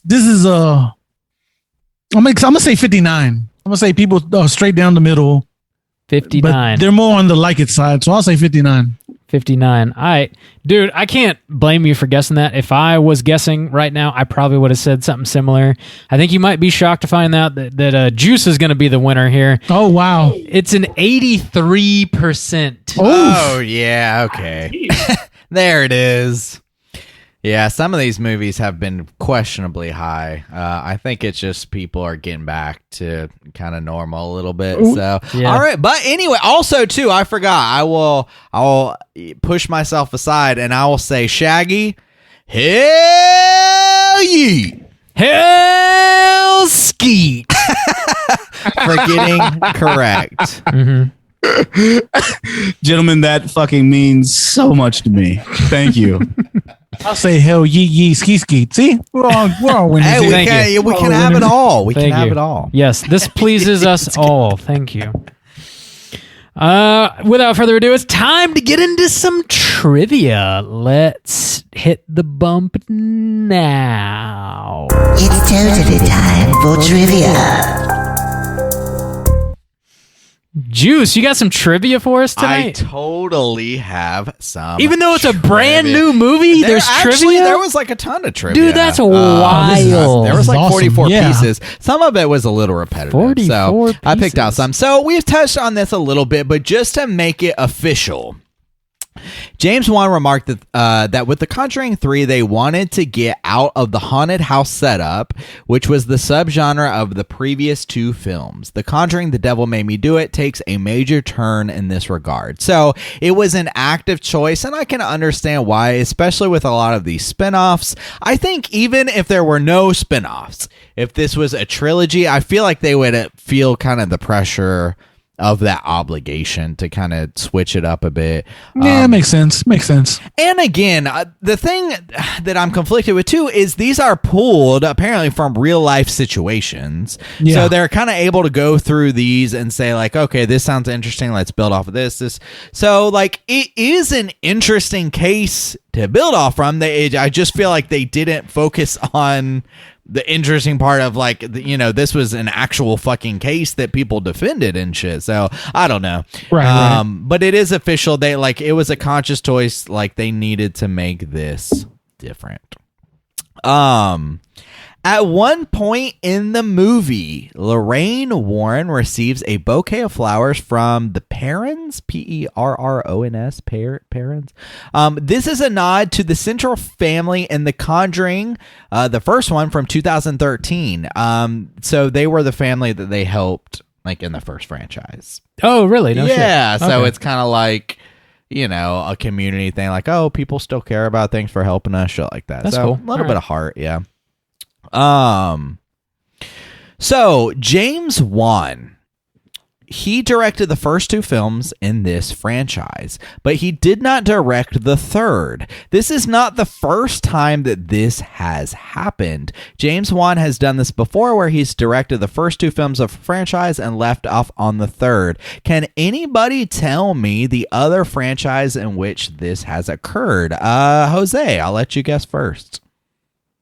Was it Saw? It is not think- Saw. Good Oh, guess. okay. Shaggy Black. Can you tell me? Dog, the first thing that popped in my mind is Aquaman, but like it's Almost, maybe. like Yeah, I don't know. like, but I know that's not the right answer because the second movie is not out yet, even though I know he's not directing it. Yeah. Shit, I would have said Saw too though. That's a very good guess. Fucking A. Oh man, do I know any more Wan shit? I'm gonna say Annabelle. Annabelle, good guess. Not Annabelle. Bob, do Yo. you know the other franchise where he directed the first two but not the third? Yeah, dog. It's Insidious. It is Insidious. Goddamn. So Yes, he you're right. Yeah. So he directed Insidious from this says 2010. I thought it was 2009. Whatever. And Wait, Insidious Chapter 2, but not Yeah. Insidious 3. Okay. Or yeah. 4. Or 4. I forgot he did. Wait. I was say Lee Winnell did fucking the Saw movies, right? I'm like, God damn it! It just There is that we I were think- talking about the other day because we covered Spiral in a mini episode, and whoever did Saw 2 did Saw 2, 3, So that's- 4, and Okay, sure. Spiral. Darren Lynn Bousman is the Yeah. director. oh, okay. Let's see. Okay. I will do another little like game trivia. The director of this film, Michael Chavez, hosted a special screening of the movie for a friend who also just so happens to be a teenage pop sensation right now, like on the radio now. A teenage pop sensation that he did a special screening for. Can anybody tell me who this teenage pop sensation might be? So hot right now. I'll let Bob guess first. Bob? Dude, when it comes to teenage pop sensations, I don't know fucking anything. Lady Gaga, right? No, I do have a guess. I can't remember her fucking name though. What? She's Billie Eilish. Okay. Is my guess. Billie Yeah. Eilish. Shaggy, what you got? Bro, if you, honest to God, know this answer, I'm gonna call the police. Like, why do you know shit about a teenage pop star? Hey, fam, no, this is not it. But for the sake of the game, I'm gonna honestly say it has to be related to something K-poppy. I'm gonna go ahead and say that. And I don't fucking know, bro. Like random K-pop band. That's what I'm gonna say. That's my fucking answer. Let's say Like- BTS. Like, All right. I don't fucking All right, know, man. BTS? Is that what you Yeah, BTS. BTS? Okay. All right. And Jose, you got I'm any gonna say guesses? that JoJo chick only because I only know her because from JoJo's Bizarre Adventure, the anime. Everyone always like Fair enough. Fair enough. everyone always gets them both confused when they trend on Twitter. So yeah, I'm gonna just say that. Well, boys, we're gonna need to call the Popes because Bob got it with Billie Oh, Eilish. Pick him up. I only very recently became aware that Billie Eilish was a person. Okay. Yo, high key, I thought Billie Eilish was in her fucking 20s. Look at you, Bob, out here being fucking creepy as shit. I don't know how old Jesus she is. Christ. So it says the two had previously collaborated in a music video with Chavez in the director's No seat. shit. Eilish notably loved the movie. Yeah, right. All right, one more. So salty. I doubt that. Yeah, Julian, fucking right. the actor Julian, I think is a little boy. Julian Hillard is the third child actor star from The Haunting of Hill House, which came out in 2018 on Netflix, to act in a Conjuring movie. Lulu Wilson was in Annabelle Creation that came out 2017, and McKenna Grace was, I definitely remember this one, in Annabelle Comes Home in 2019. All three of these kids were like in the same Crane family. They're all like the Crane siblings. Dude, or Lulu whatever. Wilson is like one of the best child actresses. Yeah. She's fucking great, Yeah. man. Kills it. Yeah. Kills it. Yo, I don't even know names, but I believe you. Yeah, she was in. She was in Annabelle Creation, then she was in The Haunting of Hill House. Hill House, On which Hill is House? Hill House? fantastic horror television. Fantastic. Yeah. So good. Word. Yeah. I think that's enough trivia for now. That's all the trivia we got tonight. We're going hunting. We're going to be talking Cooter of the Week. Oh, man. Straight chillin'. Cooter of the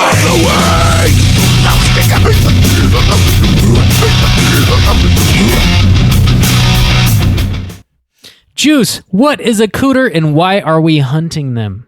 Bob Cooter's a character type and a straight, chillin' exclusive.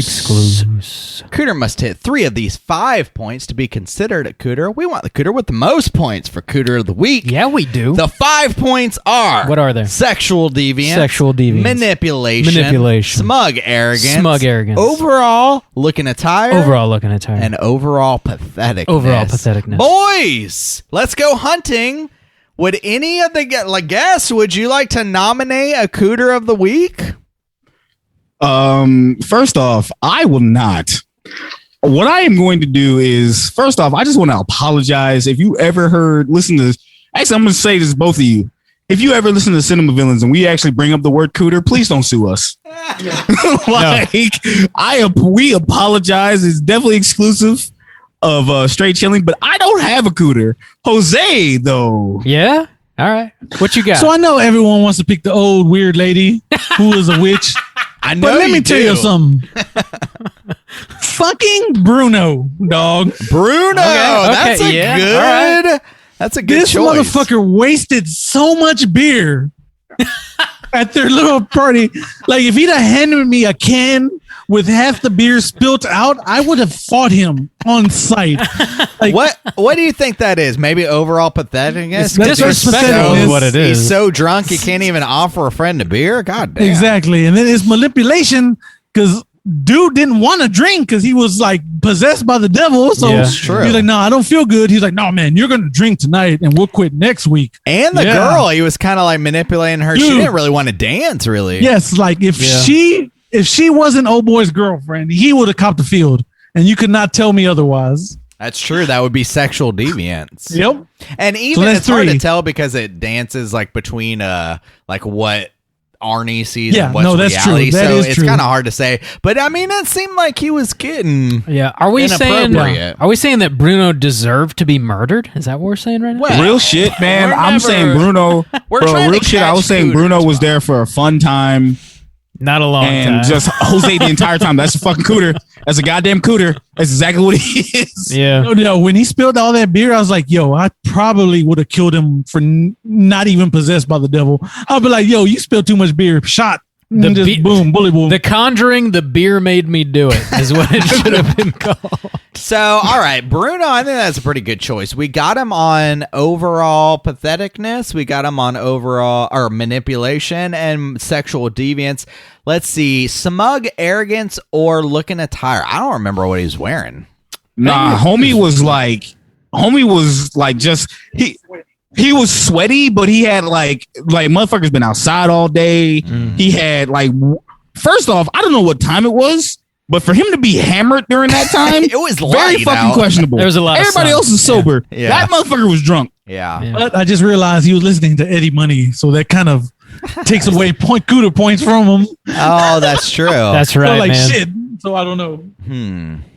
Let's Right, see. I real don't shit, remember though. what he was wearing though. I think No, he was he had dressed on normal. It just was dirty. just a simple white shirt Okay, with a fucking button up, collar open up, and it was kind of like one of those things that you would see on like I don't know, fucking like Married with Children or some shit like that, where it's just like opened. He's a sloppy dude. He's letting it breathe, huh? He- Is that what he- you're telling yeah. me? He did run like He's a just letting it breathe, bro. He was.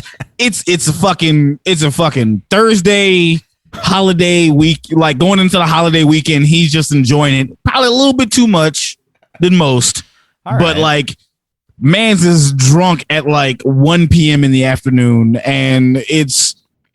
I respect it, but I don't. I'm not like, I don't think it's appropriate. it's Cooter behavior. All Cooter right, behavior. that's a Very really big good Cooter choice. behavior, Honestly, man. I've like kind of forgot about Bruno. Yeah. I don't know if I have a better option. Like, we could talk about the witch lady, but like, she's manipulative. She's arrogant. She's not sexually deviant. She's dressed That's like the biggest fucking in a- Cooter flaw right there. Yeah. She's got a dress She was on. definitely arrogant. She's all right. She was definitely arrogant. Yeah, she's arrogant as fuck. arrogant. Yeah, Arrogant as fuck, bro. She didn't have no she sexual got deviant. fucked Yeah. up by the devil. Yeah, she's not sexually deviant. Or really pathetic, actually. She's pretty badass Yeah, being she's pretty being as small capable. as she is. Yeah. She's She's a master Satanist. Remember, guys, master. A master. What about the old retired priest motherfucker? Like, he's the old man? he's- See, originally that was my Cooter. yeah. Originally, just because of like just the vibe he was giving off, but like sitting next to Jose is like, nope, it's fucking Bruno, 100%. Well, he got patheticness now because he Patheticness, wasn't yeah. willing to turn in his daughter. Oh yeah, I agree, man. Totally Yeah. agree. Yeah. But I think that's about it. I mean, I don't think. Bruno's a good choice, honestly. I didn't think about it, but I think that is a good catch there. All right. Yeah. I'm glad to know that we've been training good Cooter hunters. That's out right. there. Oh, That makes I've me been waiting for proud. this moment all my life. It's like I've been waiting. You've been waiting. You lived up to it. There It's you time go. for me to pull out the Cooter badge. The student has I am become the certified, teacher. ladies and gentlemen. Certified Cooter hunting. Yeah. All right. We got him. We got him, boys. We got him. Bruno, lock him up. We got him. It's Book 'em. time to let our hair down because it is indeed the social hour where Juice is going to have to play another bump. Yes, And I'm it is. definitely And I'm certainly not ready stalling for him. to play We're talking what we've been watching this bump of week. What you been watching? Hey gang, what you been watching? Hell yeah. Gentle Mangs, it's time to talk about what we've been watching this week. Jose, kick us off. What are you into?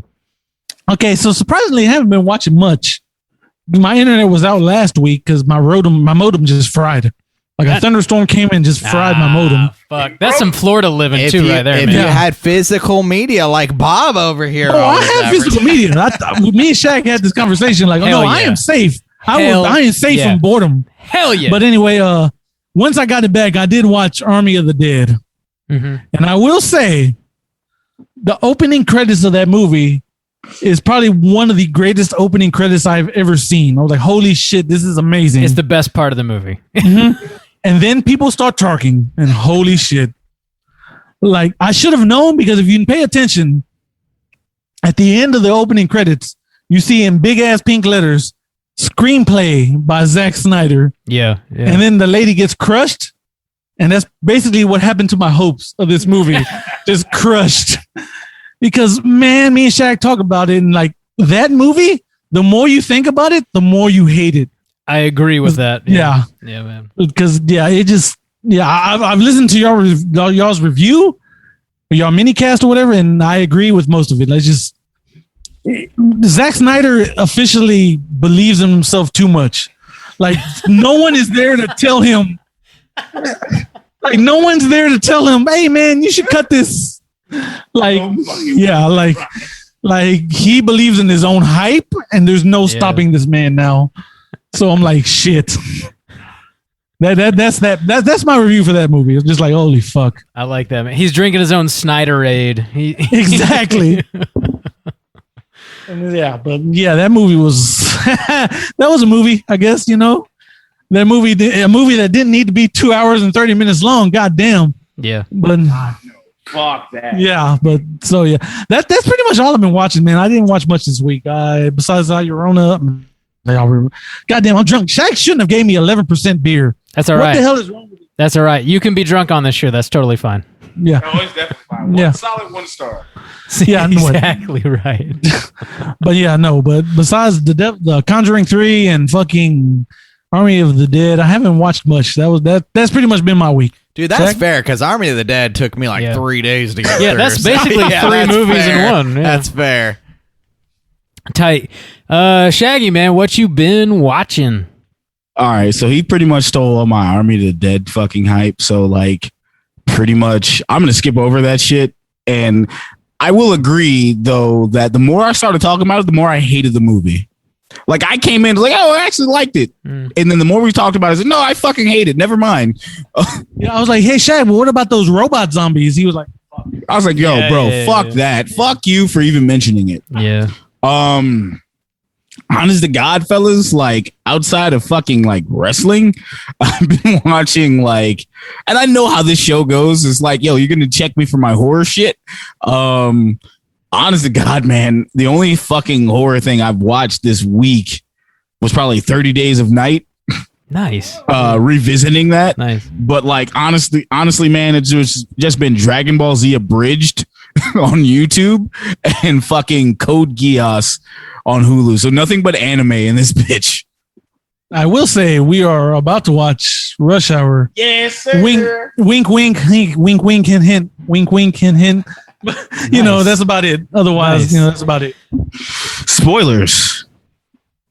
That's dude. That's a movie I hadn't seen since I was a tease. kid, man. But I fucking loved that shit when it came out. I was So all about like the consensus is like we're gonna watch this and we're still gonna fucking laugh. it. Oh yeah. And it's like we go back and try to watch older movies Mhm, and see if they still hold up. yeah. But like 9 times out of 10, like the episode we did beforehand was fucking what was it? League of Extraordinary Gentlemen, which we knew was trash, but we still enjoy it for the trashy that it is.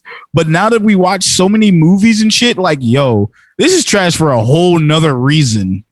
Like you ever so much of its time. Yeah, it is. Dude. Man. like I want to ask y'all personally, as many you watch is just as probably if not more movies than we watch. When you get to watch those movies and you're like, man, I fucking love this movie growing up, or I loved it like fucking several years ago. You go back and does it like turn you into a cinephobe or a cinephile when you're seeing like, yo, I don't know why this is shot this way, but like I don't know why I'm dealing with this, but like it would make the movie better if it wasn't shot this way, if it was shot another way. Do you feel like that? You see it kind of through a different lens because you've seen better movies since, and then you're going back and rewatching it and seeing the flaws that you didn't see there before. I vibe with you, man. But some movies like supersede that. Like the flaws don't matter because the nostalgia like just outweighs it, man. Yeah. So they don't all work that way, but some of them do. Oh yeah, no, that was League of Extraordinary Gentlemen. Yeah. We knew Yeah. it was trash, Yeah. like Yeah. watching it, but like even then we're like, no, I still like this movie. Fuck you. That movie, I'm Exactly. really curious about because the time it came from and the movies that were surrounding it and why kind of it is the way it is. I would be really, really curious to hear somebody who's like at least 10 years removed from that movie of even knowing it exists or anything about it and watching it for the first time and knowing what they think of that movie, because Exactly. I cannot Yeah. separate it from the time and everything surrounding it and all those things about it. And I would be so curious because that is such a particular movie. Ooh, man. Oof. It was a big oof. We were like, damn. Yeah. Yeah, Check out- it's Cinema Villains, episode number 29, 28, 29? 30. That should be 30? 31. 31. All right, Cinema Villains, What was episode 31. 30? There you go. 30. Yeah. I Check forgot, out a I'm very drunk. recent Around episode there. of Cinema Villains Close. to hear the full review. Yeah.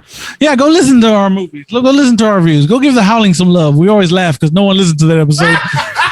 The Howling. Give the Howling. We looked give at our it some stats love. and like for some reason no one listened to The Howling. Like I was like, yo, I pretty thought funny. everyone loved this movie. I'm like, oh shit, we were wrong.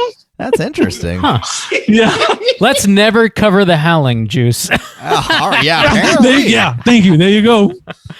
Thanks for the heads up, Gentle Mangs. Exactly. Juice, what you been watching, man? Dude, most of what I've been watching is movies in the Conjuring universe. A couple that I hadn't seen, a couple that I maybe saw parts of or just completely forgot that I saw. So like Annabelle, The Curse, I think I dipped into a bit of the Conjuring 1 and 2. I was just kind of whatever like streaming services I had, I would search them all and I would kind of watch them. Some of them I didn't finish completely. Like I don't think I finished either one of Conjuring 1 or 2 completely, but I would just kind of have them on and kind of reminding myself like where this franchise has been and all the kind of different subgenres they've dipped into. Other than that, I think it's been all Conjuring this week. Other than Joe Bob, like we watched like Sledgehammer and Joe Bob, and good lord, oh my! It was rough. How was that? Because I know Alamo before the panoramic happened. Fucking, I know Alamo Draft House was showing Sledgehammer, and they were pimping that shit out. Like Dude, they were like, "Yo, that this was is one rough. of the first shot the film videos or whatever." Or shot the.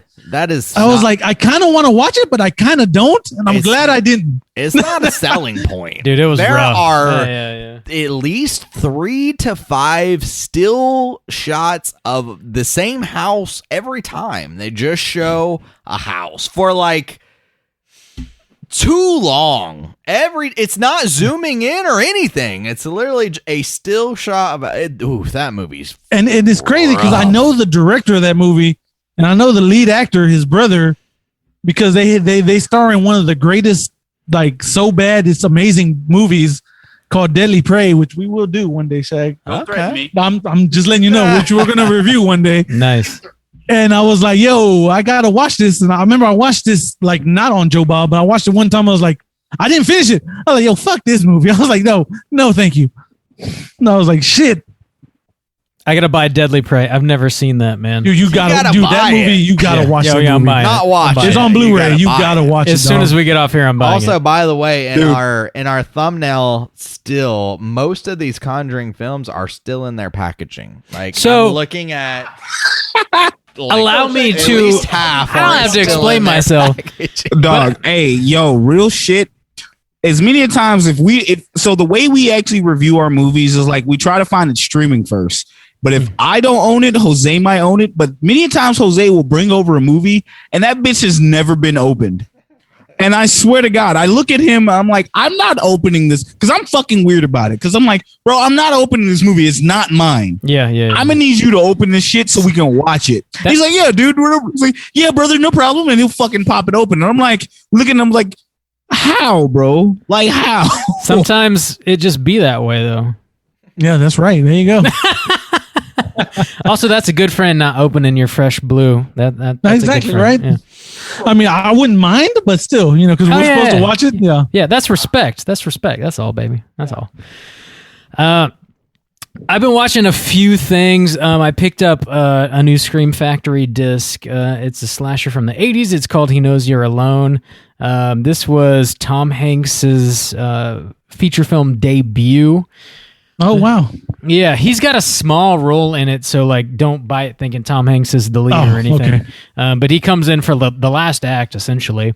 It's a pretty like meat and potatoes slasher movie. It's pretty enjoyable. The acting is pretty ham-fisted. It's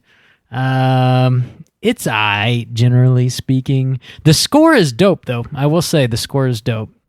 I'd give that like a light recommend. I also Cool. revisited Heavyweights. Speaking of like childhood Oh, shit. That's got a shit. lot of Perfect for the nostalgia. summer, yeah. Yeah. It's a fucking great camp movie. It's one of those like old school like Disney films. It's like early Ben Stiller. Yeah. It's got his dad Jerry Stiller in it. I always call that the secret prequel to Dodgeball. Dude, Because he's essentially the same dude. Yeah. It pretty much is. Yeah, man, that's a good way Yeah. to look at it. I fucking love that movie. I quote that shit all the time. Hadn't seen it in a few years, so I threw that on. Beginning of summer just feels right to revisit that. I also picked up the it's like a newer Vinegar Syndrome box set that they put out. It's called Homegrown Horrors. And I watched one of the movies on there today. Winter Beast is the name of the movie. I've heard stuff about that, Bob. I've heard stuff about that. Dude, like, you gotta watch it. You gotta watch Like Winter now I Beast. got to pick up that box set. I wish the sale was still going on. I'd have picked up that box set. Man, it's like, it's a tight 75 minutes.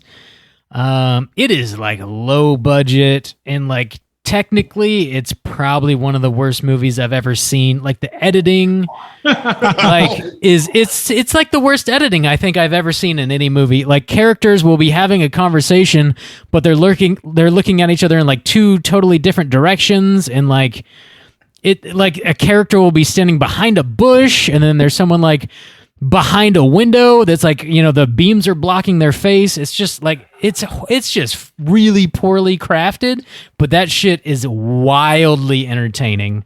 Like, Yo, speaking of wild, Yeah. Bob, are you drinking a fucking breakfast stout right now? so no, but this is a breakfast. It's like a cousin of the breakfast stout. So this is the founders is the name of the brewery.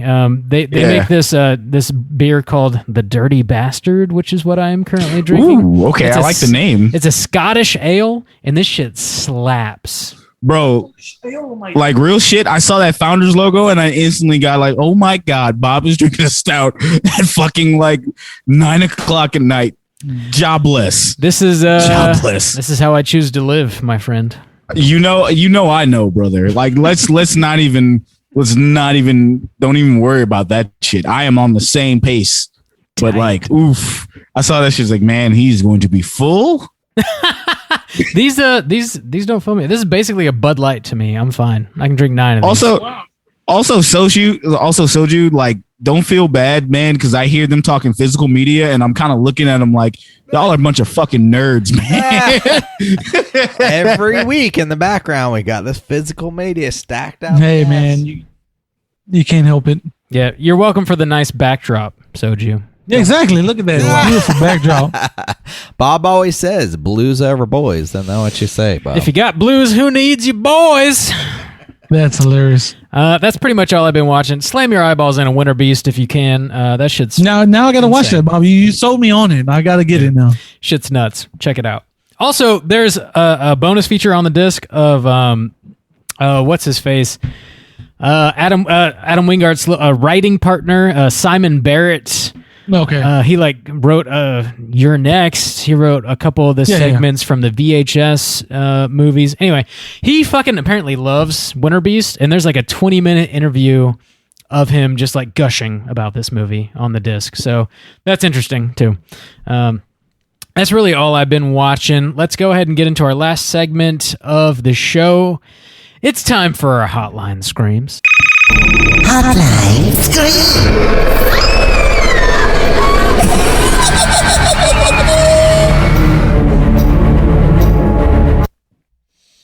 If you are listening and would like to call in and leave a voicemail, you can hit us up at 904-638-3231. We got 4 voicemails this week.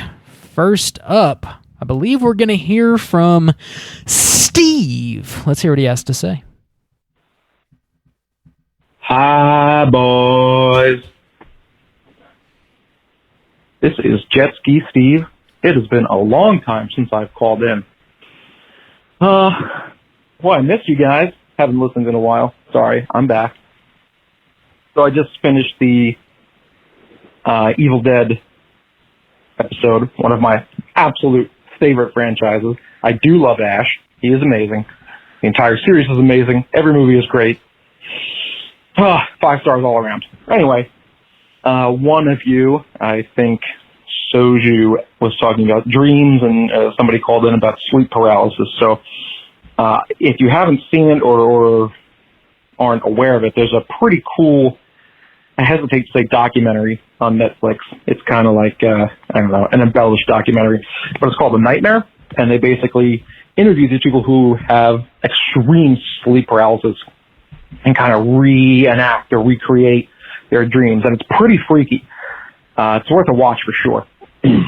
I have had sleep paralysis a few times. It's freaky, especially the first time you have it and you don't know what it is. Yeah, it's weird. I won't go into a lot of detail because nobody cares.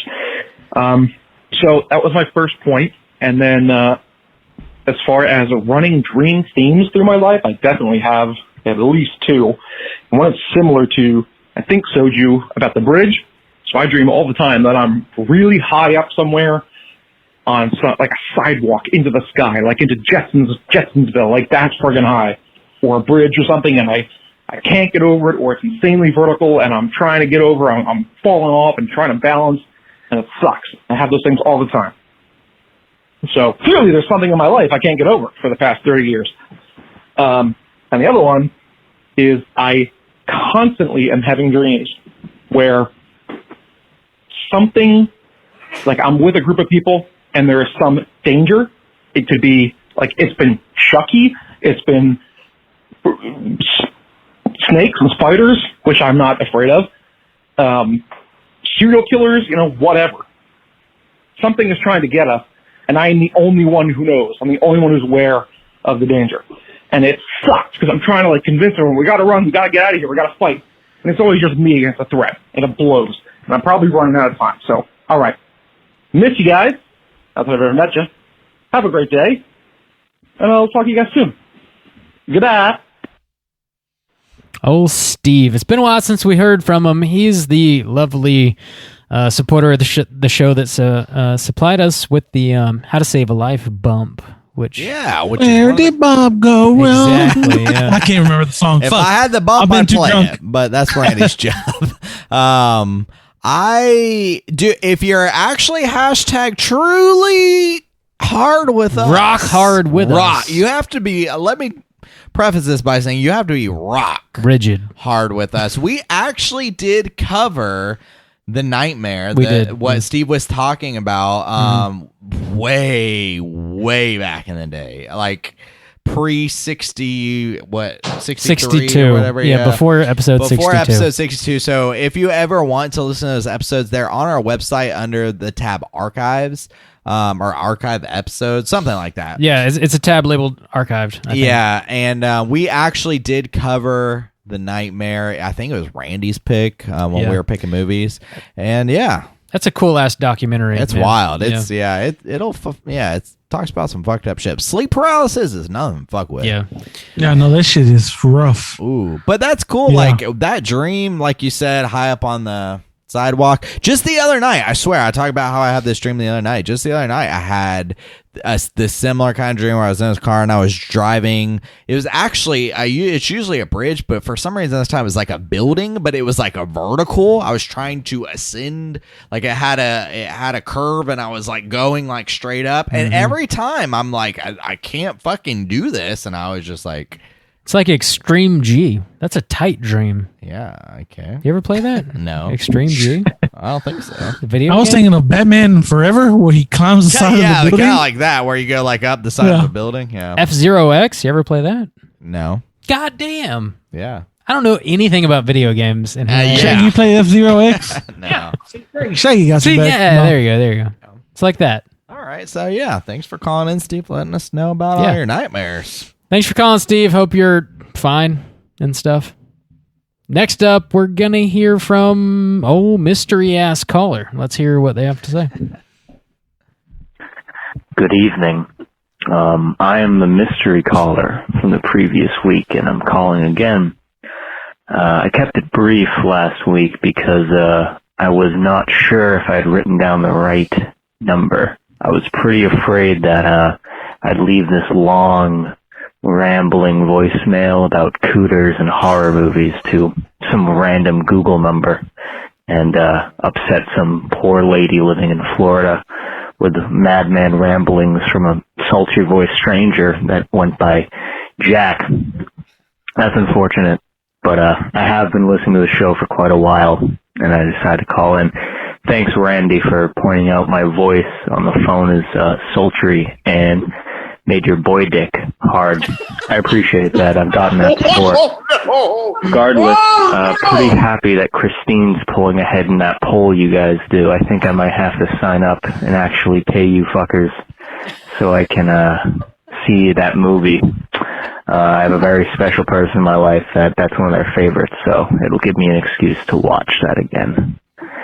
Besides that, don't really have any reoccurring nightmares I can tell you guys about. I did have one instance of sleep paralysis where I swear I met Hat Man, if you guys have ever heard of that. Apparently a lot of people see a shadow figure that has a hat. And yeah, I saw that guy once. Nothing really special. Keep chilling, boys. Thank you.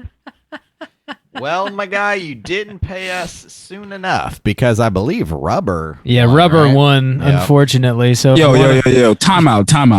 Yeah, I'm about to pull my OG status here. You gonna talk about Who is Randy's the boy motherfucker member of Straight Chilling who y'all swore was a serial killer? Drew. True. Yeah, that's true. Yeah, because Resident are serial we killer. sure that wasn't Drew reincarnated? Because Yeah. that's exactly Maybe. because he was giving those vibes, my guy. He does kind of sound like that, yeah. That was old Jack, I guess, is the mystery caller. apparently, yeah. Old Big Jack Oh attack. my Lanta! Holy mother! The Like, idea of him I- calling the wrong number was like It's cracking hilarious. Me up. That like, is hilarious. Oh fuck! I just Cooters and all kind of wild shit. Yo, Randy's boy he's dick. already like he sounds like he's got 5 people under his belt. So like I appreciate it, but like at the same time, I'm just now hearing his voice, and I'm just like, bro, I don't know what you did, but I know I'm not gonna snitch because you ain't gonna get me the fuck up out of here either, bro. I'm gonna relax. But shouts out to you said Jack? Yeah, Jack, the mystery caller Jack. Shouts out to the mystery caller, bro. You creep me right the fuck out, and I respect it. And real quick, shouts outs to Randy's boy dick. Fill me up, Diddy. Nah. Wow, Randy says some fucked I never up get shit. to run the bump, so I'm taking advantage where I can. Well done. Thanks for calling, Jack. Hit us up with your sultry ass motherfucking voice again. Don't have any more night terrors or whatever. And, Please, God, no. Yeah, don't murder anybody, please. Don't do that either with your next- sultry voice. Next up, we're going to hear from old Tom. Let's hear what Tom has to say. Hey, gentlemen. It's Tom. I'm calling because, well, you said something that I like Batman Forever, and I just want to address that. And it's that Juice thinks that Batman Forever is a good movie. And I've come to realize that we just have tastes that are exact opposites. Every time I suggest a movie, I can usually get one of you who enjoys it. But Juice and I are never on the same page, which I think he's a nice guy. I would love to meet him at some point and hang out and have a drink with him. But, his tastes are just dog shit. So what can you say? All right, peace. Whoa. Jose, As hop long in as here, please. Jose from Cinema Villains is on this show, there will be no Batman Forever slander. God damn it, that movie is fucking great. Dude, I mean, I feel like if you're on the vibes of Batman and Batman Returns, I don't get the hate for Batman Forever. Like, if you're on those vibes, like, now if you fucking say like Batman and Batman Returns are dog shit, then okay, then that's fair. But I mean, really, is it so different, Batman Forever, from like the Tim Burton vibes? I don't think so, Bro, your mama ain't get you the Batman Forever cups from McDonald's, and it shows. dude. Batman Forever. I mean, come on. I love Tommy that. Lee Jones. That movie was great. Then Jim Carrey in his Jim fucking Carrey. prime, dog. Yeah, I mean, yeah. come on. And even the Nicole soundtrack, Kidman. Seal? fucking seal. Seal kiss from a rose Sexy ass On and a you're gonna grave? diss this movie?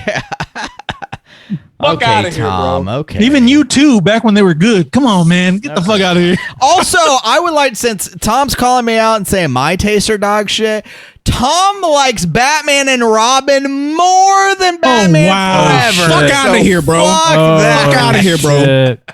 And I say this as a respectable Batman nerd. Please fuck out of here, bro. Like, no. Damn. Calling Tom out, damn. Tom, you brought this on yourself, my friend. No, Tom's a good guy. Tom is a good guy. We just disagree on the deepest level. I got to revisit these fucking movies. Apparently, I haven't seen them in too long. Oh, Batman Forever slaps. I'm not gonna lie. Yeah, stop at Batman Forever, and the movie slaps. Stop there it, you go. Batman. All right. Tight. Thanks for calling, Tom. If you want to call in and set these losers straight, please feel free to hit us up this week and let them know what's what. Next up, last but not least, we're going to hear from Logan. Let's hear what she has to say. What up, crew? It's Logan V1. Sorry, this is unorganized. I did want to talk about the reoccurring dreams, but first I wanted to clarify, y'all will be officiating the wedding. Do not worry. Clear your schedules, for eventually to be determined. So I suffered from sleep paralysis growing up, but it's very similar to what Justin described a couple weeks back. I'm a major procrastinator. I've been meaning to call in about this, where I'd wake up and I wouldn't see shapes. I wouldn't see demons and shit, thank the Lord, but I would not be able to move, and that shit was terrifying as fuck. But I didn't get the wiggle your damn toes memo, and I just had to force myself to go back to sleep, and that was the only way I'd make it out. I'm also very interested in how our subconscious creates our dreams. So I've noticed that anytime I am intentionally avoiding something, I will have a dream that I am actively running away from some animal. And like, luckily in those dreams, I'm somehow able to run. Every other nightmare, I can't run. But in these, whenever I know I'm avoiding a problem in my life, I can. And it's like a snake or an alligator, or I think once it was a T-Rex. Like, I just have to fucking run from that shit. And I wake up and I'm like, okay, I need to solve the problem because now it's invading my dreams. I'm very, very particular about my dreams. Because sometimes they're really cool, like the fun action movies I watch. But I just wanted to check in. Hope you guys are having a good week. Can't wait to go see Can't wait to go see a movie in the theaters later this weekend. And peace out. Sorry, this is weird. Bye. It's not weird. Thanks for calling, Logan. We cannot wait to marry you and your boyfriend. It's going to happen. It's going to be real weird and awkward for you, but we're going to love it. It's going to be fantastic. Nice. Oh, hell yeah. Dude, I had, back when I was a kid, I remember having like a very specific dream about like raptors invading my home and like murdering my parents. That shit like really messed me up. Yeah. Yo, did it give you the harmonica version of the fucking Jurassic Park song? You're fucking being murdered. I wish it did. It would have been far less scary, man. That's wild. I also had like a random... Man, I hadn't thought about this in fucking forever. I had a random nightmare when I was like in middle school, probably, about like Stanley Steamer, like the carpet cleaning company, breaking into my house and trying to like steam me to death. God damn. Chasing my ass around. That's some weird shit. That's a random ass memory. Stanley Steamer is only Is Stanley Steamer only a Florida thing? No, we have it in Texas. Okay. We have it in Texas.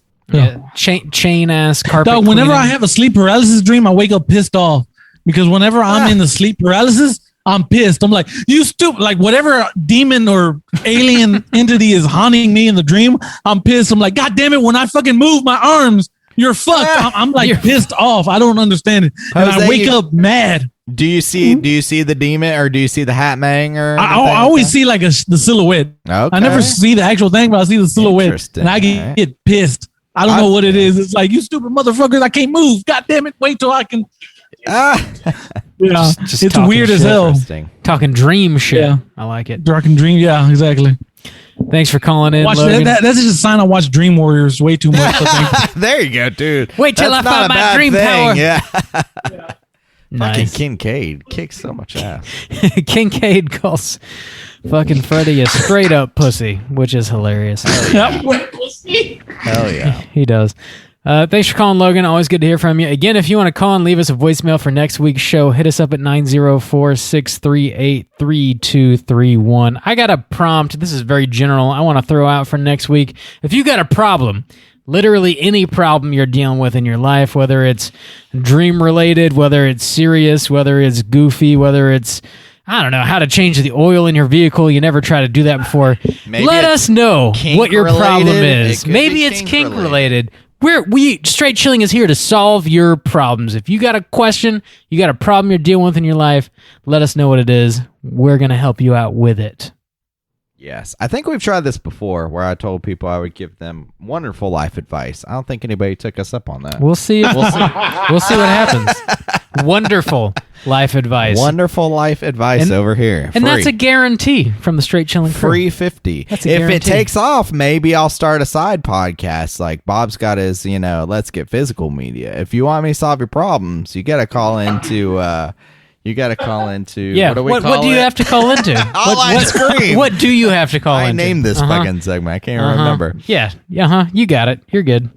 Hit us up 904-638-3231. That's going to do it for us here at Straight Chilling this week. Gentlemen's Jose, Shaggy, it has been such a pleasure having you guys on the show finally. It's been a long time coming, man. Exactly. It's a lot of fun. One more time before you sign off, do you guys want to remind everybody where they can find Cinema Villains at? Ladies and gentlemen, boys and girls, children of all ages, I am the hostess with the mostest, Shaggy Black. And alongside me is my tag team partner, Jose Spooky. Yeah. Mr. Jose, I got nothing because the beers hit me. But you can find us on the Twitter at cinema_villains, on Instagram at cinema_villains. You can also find us on Teespring for your merch, for fucking CV concession stand. It is also Pride Month. I want to say thank you for all our listeners who are LGBTQ, all of those. I apologize if I ruined that. I am fucking hammered right now, but Jose is asking for the mic. Go ahead, my friend. And most importantly, you can find Cinema Villains at any podcast. You find us on iTunes, Spotify, Stitcher, Google Play, whatever it was. Wherever the fuck you get your podcast, we are on your favorite podcatcher of choice. Podcatcher of choice, baby. That there. Gentlemen, thank you for having us on. We appreciate you. Yeah, thank you so much, man. This has been a dream come true. I can check off the bucket list and we're good to go. Thank you so much, Gerald. Thanks for filling in for old Randy, boys. That was nice to have you guys on. Randy. Yeah, Randy, I fucking love you, and I'm still waiting on that fucking solid 1 star. I'm waiting for that fucking shirt. We all it's are, been buddy. 4 years, motherfucker. You still hadn't fucking produced it. I ain't forgot. The streets ain't forgot. Randy, you got some work ahead of you. You always do. Thanks again, gentlemen, for hanging out with us. We'll be back next week, as always, with a brand new show. We're going to be tackling our next Patreon pick. And as luck would have it, it is Jose's pick. Jose, what are we talking about next week? Y'all are watching, y'all poor, well, I wouldn't say y'all poor guys, but y'all are watching A Bay of Blood. Hell yeah. Have fun with that, guys. Hell Bay of Blood. Jose, do you want to set the stage at all? Like, why the fuck did you pick this? Are we going to hate it? What the fuck's going on? I mean, I don't think y'all would hate it. It's a Giallo movie. You know, everyone loves Giallo. What is it? Giallo. There you go. And it can be argued that movie, along with Black Christmas, helped influence the entire slasher genre. So have fun. You know, good luck. I hope y'all tackle it well. Hell yeah. I believe in y'all. Y'all are the best. So good luck, guys. Good I'm luck. excited. Jose, what Have are fun some with, of your have previous fun with that picks? ending with us. Have y'all seen it? I have not seen it. Yeah, I've seen Okay. it. I've seen it before. Jose, what were some of your previous picks? What else did Oh you yeah, pick before? the Prophecy, which is an amazing movie, Oh, which my these guys Lord. did not Oh, see. my Lord. Sorry about that. Christopher Sorry about that. Walken kissing children. Yo, backstory. I was dying with the Rona last year. I was dying in my own bed. Like, oh man, at least the straight chilling guys will review that's the so much worse. Prophecy. That's so And, much and they're worse. like, yo, this movie fucking sucks. I was like, oh no. Oh no, so much Jose! I mean, when Christopher Walken's kissing children, I don't know what you expect, my guy. God damn. Christopher Walken is kissing the kids. We all did Suck horror. your soul out your mouth. I'm gonna suck the soul out of your mouth. That's Out your mouth. that's pretty fucking good. That's better than I could do. That's for fucking sure. Always love the Foo Fighters. That's always good. Fighters. Ladies and gentlemen, Foo Fighters. No, I think that man. it was that. I think Friday Part 4. I think I had them review. That was a fun Okay, one. that's That's a a solid banger. choice. That's a Yeah, straight good choice banger. on that No, one. Part 4. They already did Part 6, so I had to pick Part 4. Yeah. So yeah, Good Quintessential. choice. Quintessential.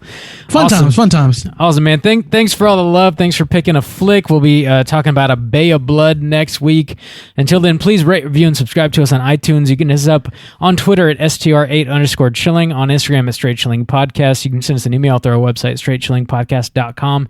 If you want to join in on the daily Slack channel conversations, just hit us up on one of our social media outlets, and I'll send you a link to join in on the fun. Don't forget about our weekly Friday Joe Bob watch parties. We got 2 more left. And until next time, as always, all you mother truckers, please keep chilling.